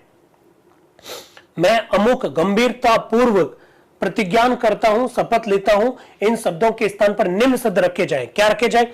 ईश्वर के नाम पर मैं अमुक शपथ लेता हूं अथवा मैं अमुक गंभीरता पूर्वक प्रतिज्ञान करता हूं। ईश्वर के नाम पर, ईश्वर के नाम पर जैसी शब्दावली शपथ के प्रारूप में जिस व्यक्ति की वजह से आई उनका नाम है हरि विष्णु कामत। हरि विष्णु कामत जी ने यह प्रस्ताव रखा था संविधान सभा में। क्या रखा था? कि राष्ट्रपति की शपथ अथवा प्रतिज्ञान के प्रारूप में ईश्वर शब्द रखा जाए, और आप जानते हैं आज ये लिखा हुआ है। एचवी कामत साहब ने यह संशोधन रखा था 27 दिसंबर 1948 को। इस बात को भी आप ध्यान रखिएगा। वो कह रहे श्रीमान, जैसे मैंने संविधान को ध्यानपूर्वक पढ़ा है तो मेरे मन में एक दुखद बेचैनी भावना रही कि संविधान में एक कमी है, संविधान में एक शून्यता है। और वो शून्यता क्या है? वो शून्यता है कि आप ईश्वर का कृपा और आशीर्वाद मांगना ही भूल गए। ईश्वर की कृपा और आशीर्वाद मांगना चाहिए, आपको यहां पर ईश्वर का उल्लेख करना चाहिए, ऐसा एचवी कामत साहब कह रहे हैं। और दुनिया के अलग अलग देशों में क्या है, किस प्रकार के साहित्य में ईश्वर का उल्लेख है, उस पर भी वो बड़ी जबरदस्त बात करते हुए कह रहे हैं कि भाई हमने शपथ में ईश्वर का उल्लेख क्यों नहीं किया। हम पंथ निरपेक्ष राज्य बनने चाह रहे हैं, तो पंथ निरपेक्ष राज्य में ईश्वर शब्द से किसी को क्या दिक्कत हो सकती है? ईश्वर शब्द का पंथ निरपेक्षता के साथ कोई संबंध नहीं है, सब ईश्वर के नाम पर शपथ लेंगे। इस प्रकार की शब्दावली लिखिए। एचवी कामत साहब के सुझाव पर, उनके संशोधन पर यह बात जोड़ी गई। ये तो आपको बात पता होनी चाहिए। एक मेरी बहन कह रही है कि कोई मोमडन होगा तो क्या होगा? अरे तो गॉड तो लिखा हुआ ना अंग्रेजी में। क्या बात कर रहे हो, क्या कमाल की बात कर रहे हो। अरे मुस्लिम होगा तो गॉड लिखा हुआ है भाई, क्या प्रॉब्लम है? कोई प्रॉब्लम ही नहीं है। महावीर त्यागी जी क्या कह रहे हैं फिर एचवी कामत साहब के बाद? श्रीमान, मैं सविनय प्रस्ताव रखता हूं कि संशोधन संख्या 1146 के स्थान पर निम्न शब्द रखे जाए। क्या रखे जाए? ईश्वर के नाम मैं शपथ लेता हूं। इसका अर्थ यह होगा कि जो भगवान में विश्वास करते हैं वे उसके नाम में शपथ लेंगे, और जो इस मत के हैं कि ईश्वर के विषय में ना कुछ जाना गया ना कुछ जाना जा सकता है, उन नास्तिकों के लिए केवल गंभीरतापूर्वक प्रतिज्ञान करने की स्वतंत्रता होगी, ऐसा महावीर त्यागी जी कह रहे हैं। जबरदस्त बातें आ रही है, ये सब बातें भी अपने को मालूम होनी चाहिए। एचवी कामत साहब ने जो प्रस्ताव रखा वो प्रस्ताव ईश्वर के नाम को शपथ में लाने के संदर्भ में था। ये सब बातें आपको मालूम होनी चाहिए। इनिशियल स्टेज में ईश्वर नाम लिखा हुआ नहीं था। हाँ, अब आ रहे हैं सईद करीमुद्दीन जी। क्या कह रहे हैं भाई? वो कह रहे हैं शपथ में ये जोड़ दीजिए। क्या जोड़ दीजिए?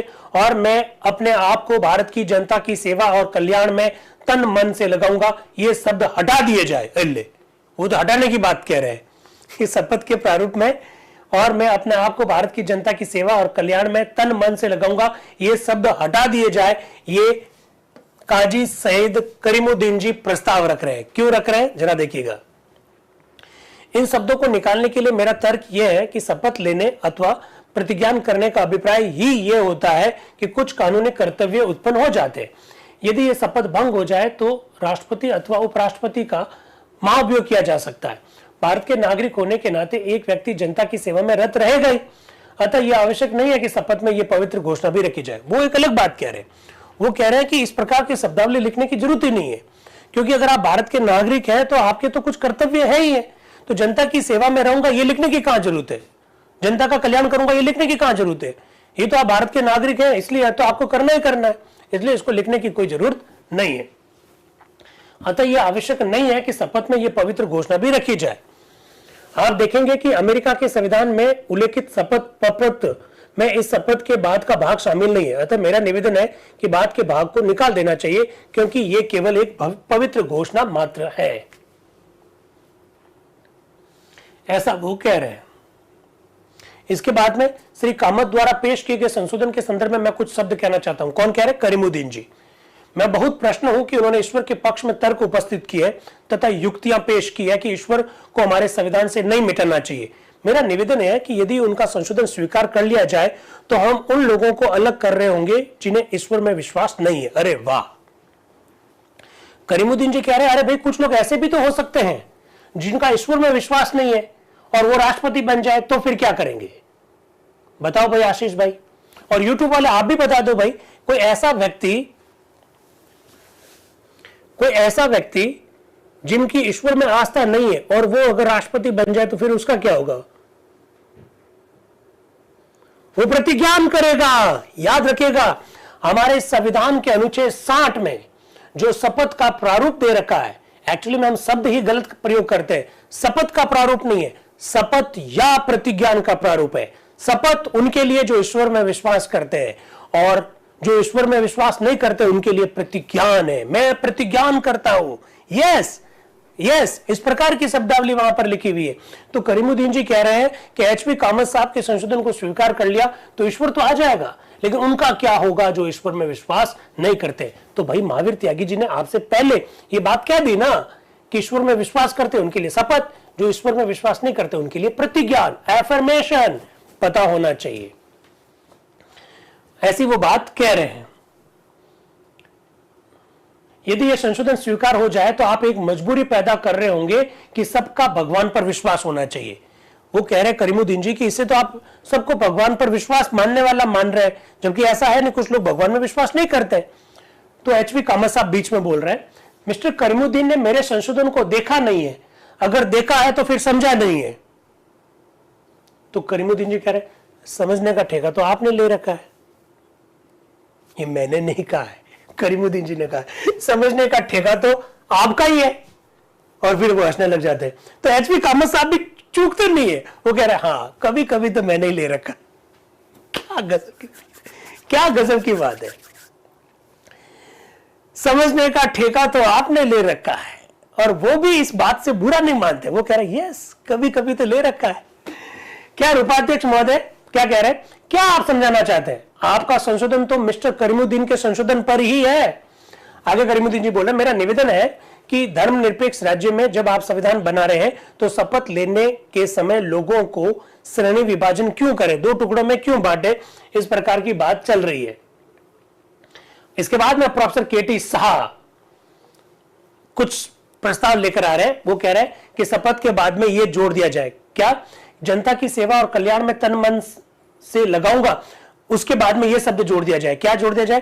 और मैं राष्ट्रपति के रूप में अपने पद की अवधि में ऐसा आचरण करूंगा कि अपने स्वार्थ अथवा अपने परिवार के लाभ की वृद्धि का प्रयत्न करने के लिए किसी अभियोग के लिए कोई आधार न रहे, और मुझे जो भी कार्य करना पड़े अथवा नियुक्ति करना पड़े उसमें मैं केवल लोक सेवा और सामूहिक रूप से देश के हित का ही विचार करूंगा। प्रोफेसर केटी शाह कह रहे हैं कि इस प्रकार की शब्दावली नीचे जोड़ दी जाए, ऐसा वो कह रहे हैं।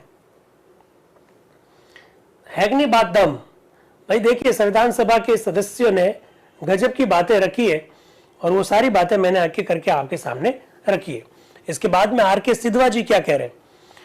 उपाध्यक्ष महोदय, ये एक साधारण सा खंड है जो राष्ट्रपति की शपथ के संदर्भ में, श्रीमान मुझे ईश्वर के अस्तित्व में तथा धर्म में भी दृढ़ विश्वास है, किंतु श्रीमान मुझे ये कहना पड़ेगा कि हम ईश्वर का आशीर्वाद मांगते हैं, केवल इसलिए परमात्मा का नाम संविधान में रखना उचित नहीं होगा। यदि आपको ईश्वर पर सच्चा विश्वास है तो वह सर्वत्र व्यापक है। भगवान तो इस सभा में भी है। अब देखिए, तर्क संविधान सभा के अलग अलग है कि आपको अगर ईश्वर में विश्वास है तो इसको संविधान में जोड़ने की जरूरत कहां है। वो ऐसा कह रहे हैं, वो तो कह रहे भगवान सर्वत्र व्यापक है, और वो यहां तो कहते हैं भगवान तो इस संविधान सभा में भी है। वह सर्वव्यापी है। आपको ईश्वर के अस्तित्व पर सच्चा विश्वास है तो उसे संविधान में रखने मात्र से अथवा इस प्रकार संतोष अनुभव करने से कोई लाभ नहीं है। अगर आपको ईश्वर में विश्वास है तो इस शब्द को संविधान में जोड़ने से कोई फर्क नहीं पड़ने वाला। ईश्वर सर्वव्यापी है, ऐसा वो कह रहे हैं। तो उपाध्यक्ष महोदय कह रहे, भाई आप वक्तव्य दे रहे हैं कि कुछ संशोधन रखना चाह रहे हैं, पहले ये बताइए। तो आर के सिद्धू जी कह रहे हैं, मैं तो केवल अलग अलग देशों के संविधान में क्या लिखा हुआ है उसकी और संकेत कर रहा हूं, मेरा खुद का कोई संशोधन नहीं है। इस प्रकार से बातें दोनों के बीच में हो रही है, आप देख सकते हैं। फिर इसके बाद में आर के सिद्धू जी कह रहे हैं, मैं केवल यह कहना चाहता हूं कि शपथ ऐसी होनी चाहिए जो देश के लोगों के प्रति अधिक अनुरोध करती हो, जिनके हित और भलाई के लिए हम इस संविधान का निर्माण कर रहे हैं। वो कह रहे हैं शपथ इस तरह से होनी चाहिए जो लोगों के हितों का फोकस करे, ऐसा होना चाहिए। फिर आ रहे हैं एम तिरुमाला राव, मद्रास के, वो क्या कह रहे हैं, मैं नहीं जान पाता कि जैसे ही मैं माइक्रोफोन के नजदीक आता हूं लाइट क्यों चली जाती है। तिरुमला राव जैसे ही बोलने के लिए आते हैं तो लाइट चली गई। तो वो कह रहे मुझे समझ में नहीं आता, जब जब मैं बोलने आता हूं लाइट क्यों चली जाती है। तिरुमला राव, हम सबको अधिकाधिक प्रकाश की आवश्यकता है, विशेषतः मेरे माननीय मित्र श्री सिद्धवा के स्टेटमेंट के पश्चात जिन्होंने भगवान का बहुत विरोध किया है तथा जो संविधान से ईश्वर को हटाना चाहते हैं। श्रीमान, ये अद्भुत बात है कि जिन ईमानदार और भगवान से डरने वाले ने इस संविधान का मसौदा बनाया है, वे भगवान से कितने डरते हैं कि उन्होंने इसे संविधान से पूर्णतः निकाल ही दिया है।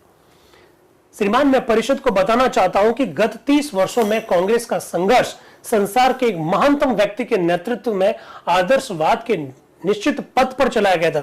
एक्चुअली वो महात्मा गांधी जी के बारे में कह रहे हैं। फिर वो कह रहे हैं कि हमारे देश की विडंबना है, वो क्या कह रहे हैं जरा सुनिएगा।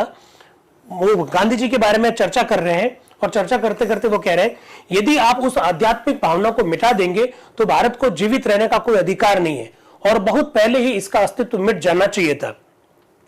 हम सब महात्मा गांधी के योग्य पथ प्रदर्शन के अंतर्गत लड़े हैं और महात्मा गांधी ने हमें अपने देश के शासन के संदर्भ में कुछ सुनिश्चित आदर्शों की प्रेरणा दी है। ये दुर्भाग्य है अथवा व्यंग्य है कि इस संविधान के मसौदे लिखने का कार्य उन लोगों के हाथों में पड़ गया है जिनके जीवन के किसी भी अंग पर गांधी जी के आदर्शों की छाप नहीं पड़ी है।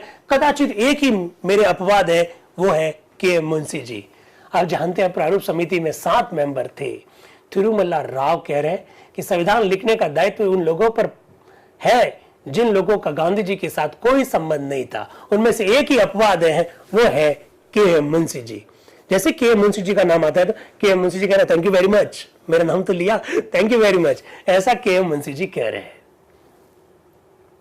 आशीष भाई, कैसा लग रहा है संविधान सभा की ये बहस को देखकर? Superb, superb. एक एक बात आपको मालूम होनी चाहिए और एकदम पारदर्शिता होनी चाहिए। तिरुमला राव आगे बोल रहे हैं, अतः ये निराशाजनक बात है कि हम सब अपने लोगों की विचारधारा को नहीं समझ पाए। जहां भी हम गए हमने सदा यही कहा कि हमारा जीवन का आधार ही धर्म परिणता है, इसके बावजूद भी हम ईश्वर को नहीं जोड़ रहे हैं, ऐसा वो तिरुमला राव जी कह रहे हैं। इसके बाद में के मुंशी जी आ रहे हैं। उपाध्यक्ष महोदय, मेरे विचार में जो माननीय सदस्य मेरे मित्र श्री कामत के संशोधन के विरुद्ध बोले थे, वे ये समझ गए कि मेरे माननीय मित्र श्री महावीर त्यागी का एक संशोधन था जो ईश्वर पर विश्वास न करने वालों की स्वतंत्रता देता था। सुन लीजिए भाई, आज एक बहुत महत्वपूर्ण फैक्ट आपके सामने साझा कर रहा हूं। यूट्यूब वालों और जूम वालों दोनों बहुत ध्यान से सुन लीजिए। 27 दिसंबर 1948 के दिन राष्ट्रपति की शपथ के प्रारूप पर चर्चा हुई। राष्ट्रपति की शपथ के प्रारूप में इनिशियल स्टेज में ईश्वर शब्द का उल्लेख नहीं था। एचवी कामत साहब ने प्रस्ताव रखा था कि राष्ट्रपति की शपथ के प्रारूप में ईश्वर शब्द जोड़ा जाए। उनकी वजह से आज हमें भारतीय संविधान का अनुच्छेद 60 जो कि राष्ट्रपति की शपथ के संदर्भ में है, उसमें ईश्वर शब्द दिखाई देता है। All credit goes to HV Kamath साहब, हरि विष्णु कामत साहब। एक दूसरी बात आप हमेशा ध्यान रखिएगा, शपथ के साथ साथ में एक शब्द लिखा हुआ प्रतिज्ञान। मेरे कई सारे भाई बहन ऐसे हैं जिनको शपथ और प्रतिज्ञान का पता ही नहीं है। हम अधिकांश लोग शपथ लेंगे शपथ लेंगे शपथ लेंगे शब्द का प्रयोग करते हैं, लेकिन ध्यान रखिएगा शपथ उन लोगों के लिए है जो आस्तिक है, जो ईश्वर में विश्वास करते हैं। लेकिन जो ईश्वर में विश्वास नहीं करते उनके लिए भी हमारी संविधान सभा में एक विकल्प है, और वो हमारी संविधान सभा ने एक विकल्प दिया है संविधान में, और वो विकल्प है प्रतिज्ञान। और ये प्रतिज्ञान शब्द संविधान में जोड़ा गया महावीर त्यागी जी की वजह से। उन्होंने संशोधन रखा और उन्होंने कहा कि राष्ट्रपति की शपथ के प्रारूप में प्रतिज्ञान शब्द भी रख दिया जाए, ताकि वे लोग जो ईश्वर में आस्था नहीं रखते हैं, जो आस्तिक नहीं है, वे प्रतिज्ञान कर सके। तो एचवी कामत साहब की वजह से ईश्वर शब्द आया शपथ के प्रारूप में, और महावीर त्यागी जी की वजह से शब्द आया प्रतिज्ञान। याद रखिएगा। तो ये सब बातें आपको मालूम होनी चाहिए, किस तरह से बातें आगे बढ़ी। अब तजमुल हुसैन साहब क्या कह रहे हैं? उपाध्यक्ष महोदय, समस्त धर्म कहते हैं कि ईश्वर की इच्छा अथवा आज्ञा के बिना कुछ नहीं होता। अतः यह तर्क संगत परिणाम यह हुआ कि मेरे माननीय मित्र श्री कामत ईश्वर की इच्छा से ही ईश्वर के नाम को रखने का प्रस्ताव रखने के लिए खड़े हुए थे, और मैं भी यहां ईश्वर की इच्छा और आज्ञा से ही यह कहने आया हूं कि वह अपना नाम यहां बिल्कुल नहीं चाहता है। एचवी कामत साहब ने कहा कि ईश्वर की यह इच्छा है कि ईश्वर का नाम यहां रखा जाए, तो तजमुल हुसैन साहब कह रहे हैं कि ईश्वर की यह भी इच्छा है कि उनका नाम ना रखा जाए। ऐसा तजमुल हुसैन साहब कह रहे हैं। मैं यहां श्री कामत के संशोधन का विरोध करने आया हूं, मैं इस विषय में तर्क बाद में पेश करूंगा, ऐसा वो कह रहे हैं। सर्वप्रथम मैं ये चाहता हूं कि अनुच्छेद 49 को संविधान से निकाल दिया जाए। लो कर लो बात, शपथ वाला अनुच्छेद ही निकाल दिया जाए। ऐसे अनुच्छेद को रखने से क्या लाभ है जिसमें कहा गया हो कि सर्वोच्च अधिकारी राष्ट्रपति को राष्ट्रपति बनने के समय शपथ लेनी होगी अथवा प्रतिज्ञान करना होगा? क्या आवश्यकता है? मेरे माननीय मित्र डॉक्टर अंबेडकर, जो कि विख्यात वकील है, जानते हैं कि 99% गवाह जो कि न्यायालय में जाकर सर्वशक्ति प्रभु के नाम पर शपथ लेते हैं अथवा प्रतिज्ञान करते हैं, वो असत्य बोलते। अरे अरे अरे अरे अरे अरे, ये क्या हुआ? हुसैन साहब ये क्या कर रहे हैं? हुसैन साहब कह रहे हैं, कोर्ट का एग्जाम्पल दे रहे हुसैन साहब, और वो कह रहे हैं कि साहब यहां से शपथ वाला प्रावधान जो है वो हटा दीजिए, कोई मतलब नहीं है। वो कह रहे हैं, वो ये भी कह रहे हैं कि साहब कोर्ट में भी तो लोग गवाही जो देते हैं वो झूठ बोल लेते हैं। और डॉक्टर अंबेडकर साहब के बारे में कह रहे हैं, आप तो खुद विख्यात वकील हो, आपको तो पता है कि सब लोग झूठ बोलते हैं। वो कह रहे 99% गवाह झूठ बोलते हैं, ऐसा तजमुल हुसैन साहब कह रहे हैं। अरे भाई, ये तो आरोप है, ऐसे कैसे कह दिया? अभी आगे देखते क्या होता है। नजीरुद्दीन जी अहमद साहब क्या करें? जब तक गवाह सहमत ना हो वो कभी भगवान के नाम पर शपथ नहीं लेता है। उपाध्यक्ष कह रहे हैं, अच्छा हो यदि माननीय सदस्य कोई बाधा नहीं डाले, उनको बोलने दिया जाए। फिर तजमुल हुसैन साहब कह रहे हैं, मैं समझाता था कि माननीय मिस्टर नजरुद्दीन अहमद जो कि वर्धमान के एक वकील है, मुझे पता लगा है कि वे फौजदारी के बहुत अच्छे वकील है। पता होगा जब भी कोई गवाह गवाही देना जाता है तब वो कहता है अल्लाह या भगवान को नाजिर होकर बोलते हैं, वो कहता है ईश्वर के नाम पर मैं कहता हूं।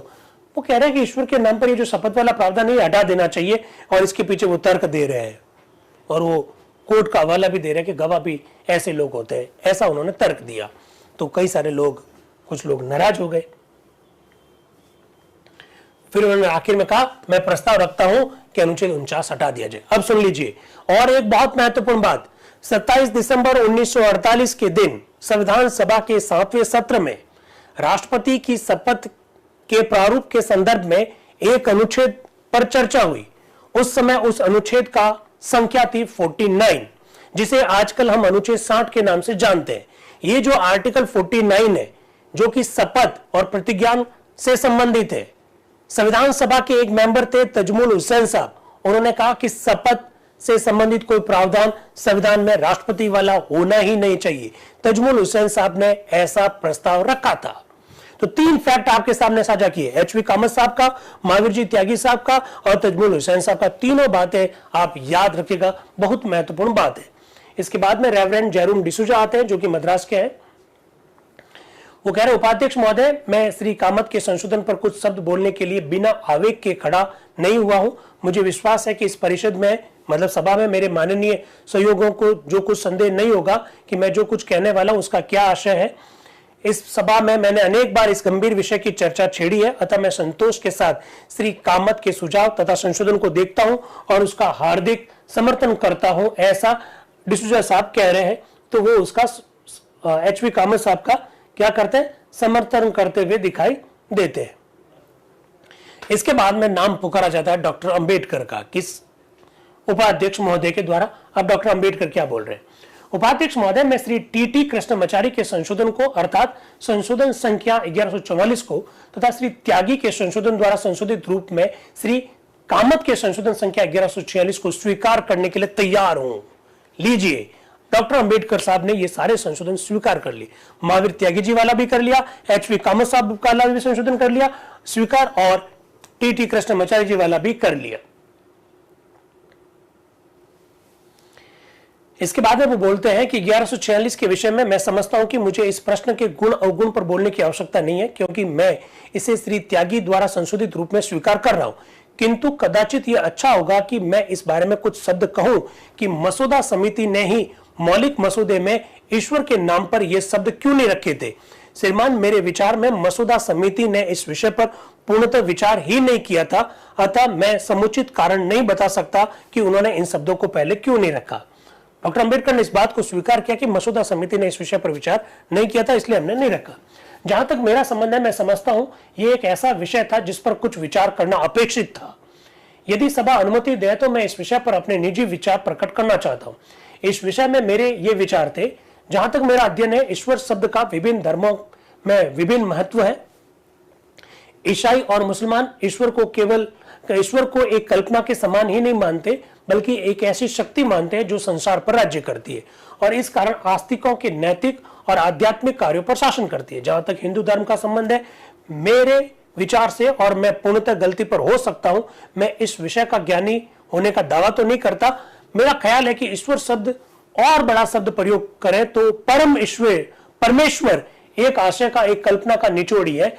जैसा कि मैंने कहा, गणित की भाषा अनुसार आप संख्याओं को साथ रखकर कोई समान संख्या ढूंढ सकते हैं जिसे आप स कह सकते हैं, जो कि केवल निचोड़ होगा।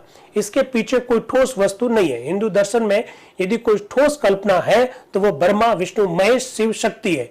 हिंदू इन्हें ही संसार का शासन करने वाली शक्तियां मानते हैं। ऐसा डॉक्टर बी.आर. अंबेडकर साहब अपनी बात को कहते हुए कह रहे हैं। फिर वो कह रहे हैं, इस झगड़े के कारण ही हमने इस मामले को अनिश्चित काल के लिए छोड़ दिया, जैसा कि आप मसौदा समिति के कार्य में देखते हैं। तो ए वी ठक्कर साहब कह रहे हैं, किंतु सबके ऊपर भी तो एक ही है, एक ही तो है ईश्वर, जिसे हम परमेश्वर कहते हैं। तो डॉक्टर अंबेडकर कह रहे हैं, किंतु मुझे पूर्ण प्रसन्नता है कि यह संशोधन पेश किया गया। अब कुछ सदस्यों ने इस संशोधन पर आपत्ति की है। उन्हें भय है कि ईश्वर शब्द के रखने से पंथ निरपेक्ष घोषित किए हुए राज्य के इस गुण में अंतर पड़ेगा। मेरे विवेकानुसार ईश्वर शब्द रख देने से वह प्रश्न उठता ही नहीं है। जो लोग तर्क दे रहे हैं कि हम पंथ निरपेक्ष हैं और ईश्वर शब्द आने से हमारे इस नेचर में कोई फर्क पड़ेगा, डॉक्टर अंबेडकर ने कहा बिल्कुल फर्क नहीं पड़ेगा। हम पंथ निरपेक्ष हैं, वो तो रहेंगे। ईश्वर के जोड़ने से इस प्रकार का कोई प्रश्न खड़ा होता ही नहीं है। ईश्वर शब्द रखने का कार्य तो सीधा सा है। संविधान राष्ट्रपति के लिए कुछ कर्तव्य निर्धारित करता है। ये कर्तव्य दो प्रकार के हैं। कुछ तो ऐसे कर्तव्य जिनके लिए कानूनी आधार है और कानूनी दंड की व्यवस्था की गई है, और कुछ ऐसे हैं जिनके लिए कानूनी नियम नहीं है और कोई दंड भी उसके ऊपर लागू नहीं होता। तभी तो हम ईश्वर के नाम पर शपथ लेते हैं भाई। ऐसा डॉक्टर अंबेडकर साहब ने ये बात रखते हुए कहा। फिर उपाध्यक्ष महोदय ने कहा, आपको मिस्टर करीमुद्दीन और प्रोफेसर शाह के संशोधन पर कुछ नहीं कहना है। डॉक्टर अंबेडकर का नहीं कहना है मुझे। तो प्रश्न यह है कि भारत के मुख्य न्यायाधीश शब्द के बाद में उनकी अनुपस्थिति में सीनियर मोस्ट जज ऑफ द सुप्रीम कोर्ट शब्द जोड़ दिया जाए तो जोड़ दिया जाए। यह रखा था टी कृष्णमाचारी जी ने, जोड़ दिया। उपाध्यक्ष, अगला संशोधन जिस पर की मत लिए जाने हैं वो 1146 है, किंतु वह श्री महावीर त्यागी के संशोधन जैसा ही है और यदि श्री कामत सहमत हो तो इस पर मैं मत ले सकता हूं। एच वी कामत साहब कह रहे हैं, ले लीजिए भाई, इस पर मुझे कोई आपत्ति नहीं है। इस प्रकार से शपथ में ईश्वर शब्द आ जाता है। इस प्रकार से शपथ के साथ साथ में प्रतिज्ञान शब्द भी स्वीकार कर लिया जाता है। और जिस व्यक्ति ने यह प्रस्ताव रखा था कि भी प्रारूप से भारत की जनता की सेवा जैसी शब्दावली हटा दी जाए, उस प्रस्ताव को अस्वीकार कर दिया जाता है। और प्रोफेसर के.टी. शाह ने जनता की सेवा के बाद में कुछ और शब्द रखवाना चाहे, उसको संविधान सभा ने अस्वीकार कर दिया। और इस प्रकार से संविधान सभा के द्वारा राष्ट्रपति पद की शपथ या प्रतिज्ञान के संदर्भ में प्रारूप को संविधान सभा ने आज स्वीकार कर लिया। 27 दिसंबर 1948 को स्वीकार कर लिया। इसके बाद में उपाध्यक्ष महोदय ने कहा अनुच्छेद 49 संविधान का भाग बन गया और वही अनुच्छेद 49 आज भारतीय संविधान का अनुच्छेद 60 है, आप अच्छी तरह से जानते हैं। उसके बाद में कहा ओके, अब बहुत समय हो गया है, कल यानी मंगलवार यानी 28 दिसंबर 1948 की सुबह 10 बजे तक के लिए संविधान सभा को स्थगित करने की घोषणा कर दी गई और इस प्रकार से संविधान सभा की 27 दिसंबर 1948 की कार्यवाही समाप्त हो गई। कैसा लगा दोस्तों, ईमानदारी से बताना। 27 दिसंबर 1948 को संविधान सभा में राष्ट्रपति पद के संदर्भ में कई सारे मुद्दों पर चर्चा हुई। राष्ट्रपति पद की योग्यताओं के संदर्भ में चर्चा हुई, राष्ट्रपति को कौन कौन सी पद प्राप्त करने के बाद में कौन कौन सी शर्तें उनके ऊपर लागू होगी, इस विषय पर चर्चा हुई। राष्ट्रपति पद के लिए जो शपथ या प्रतिज्ञा है उस पर चर्चा हुई। किसने क्या कहा मैंने आपके सामने रखा। टीटी कृष्णमाचारी जी ने कहा कि सुप्रीम कोर्ट के मुख्य न्यायाधीश की अनुपस्थिति में सीनियर मोस्ट जज जो है शपथ दिलाएगा, ये बात अस्वीकार की गई।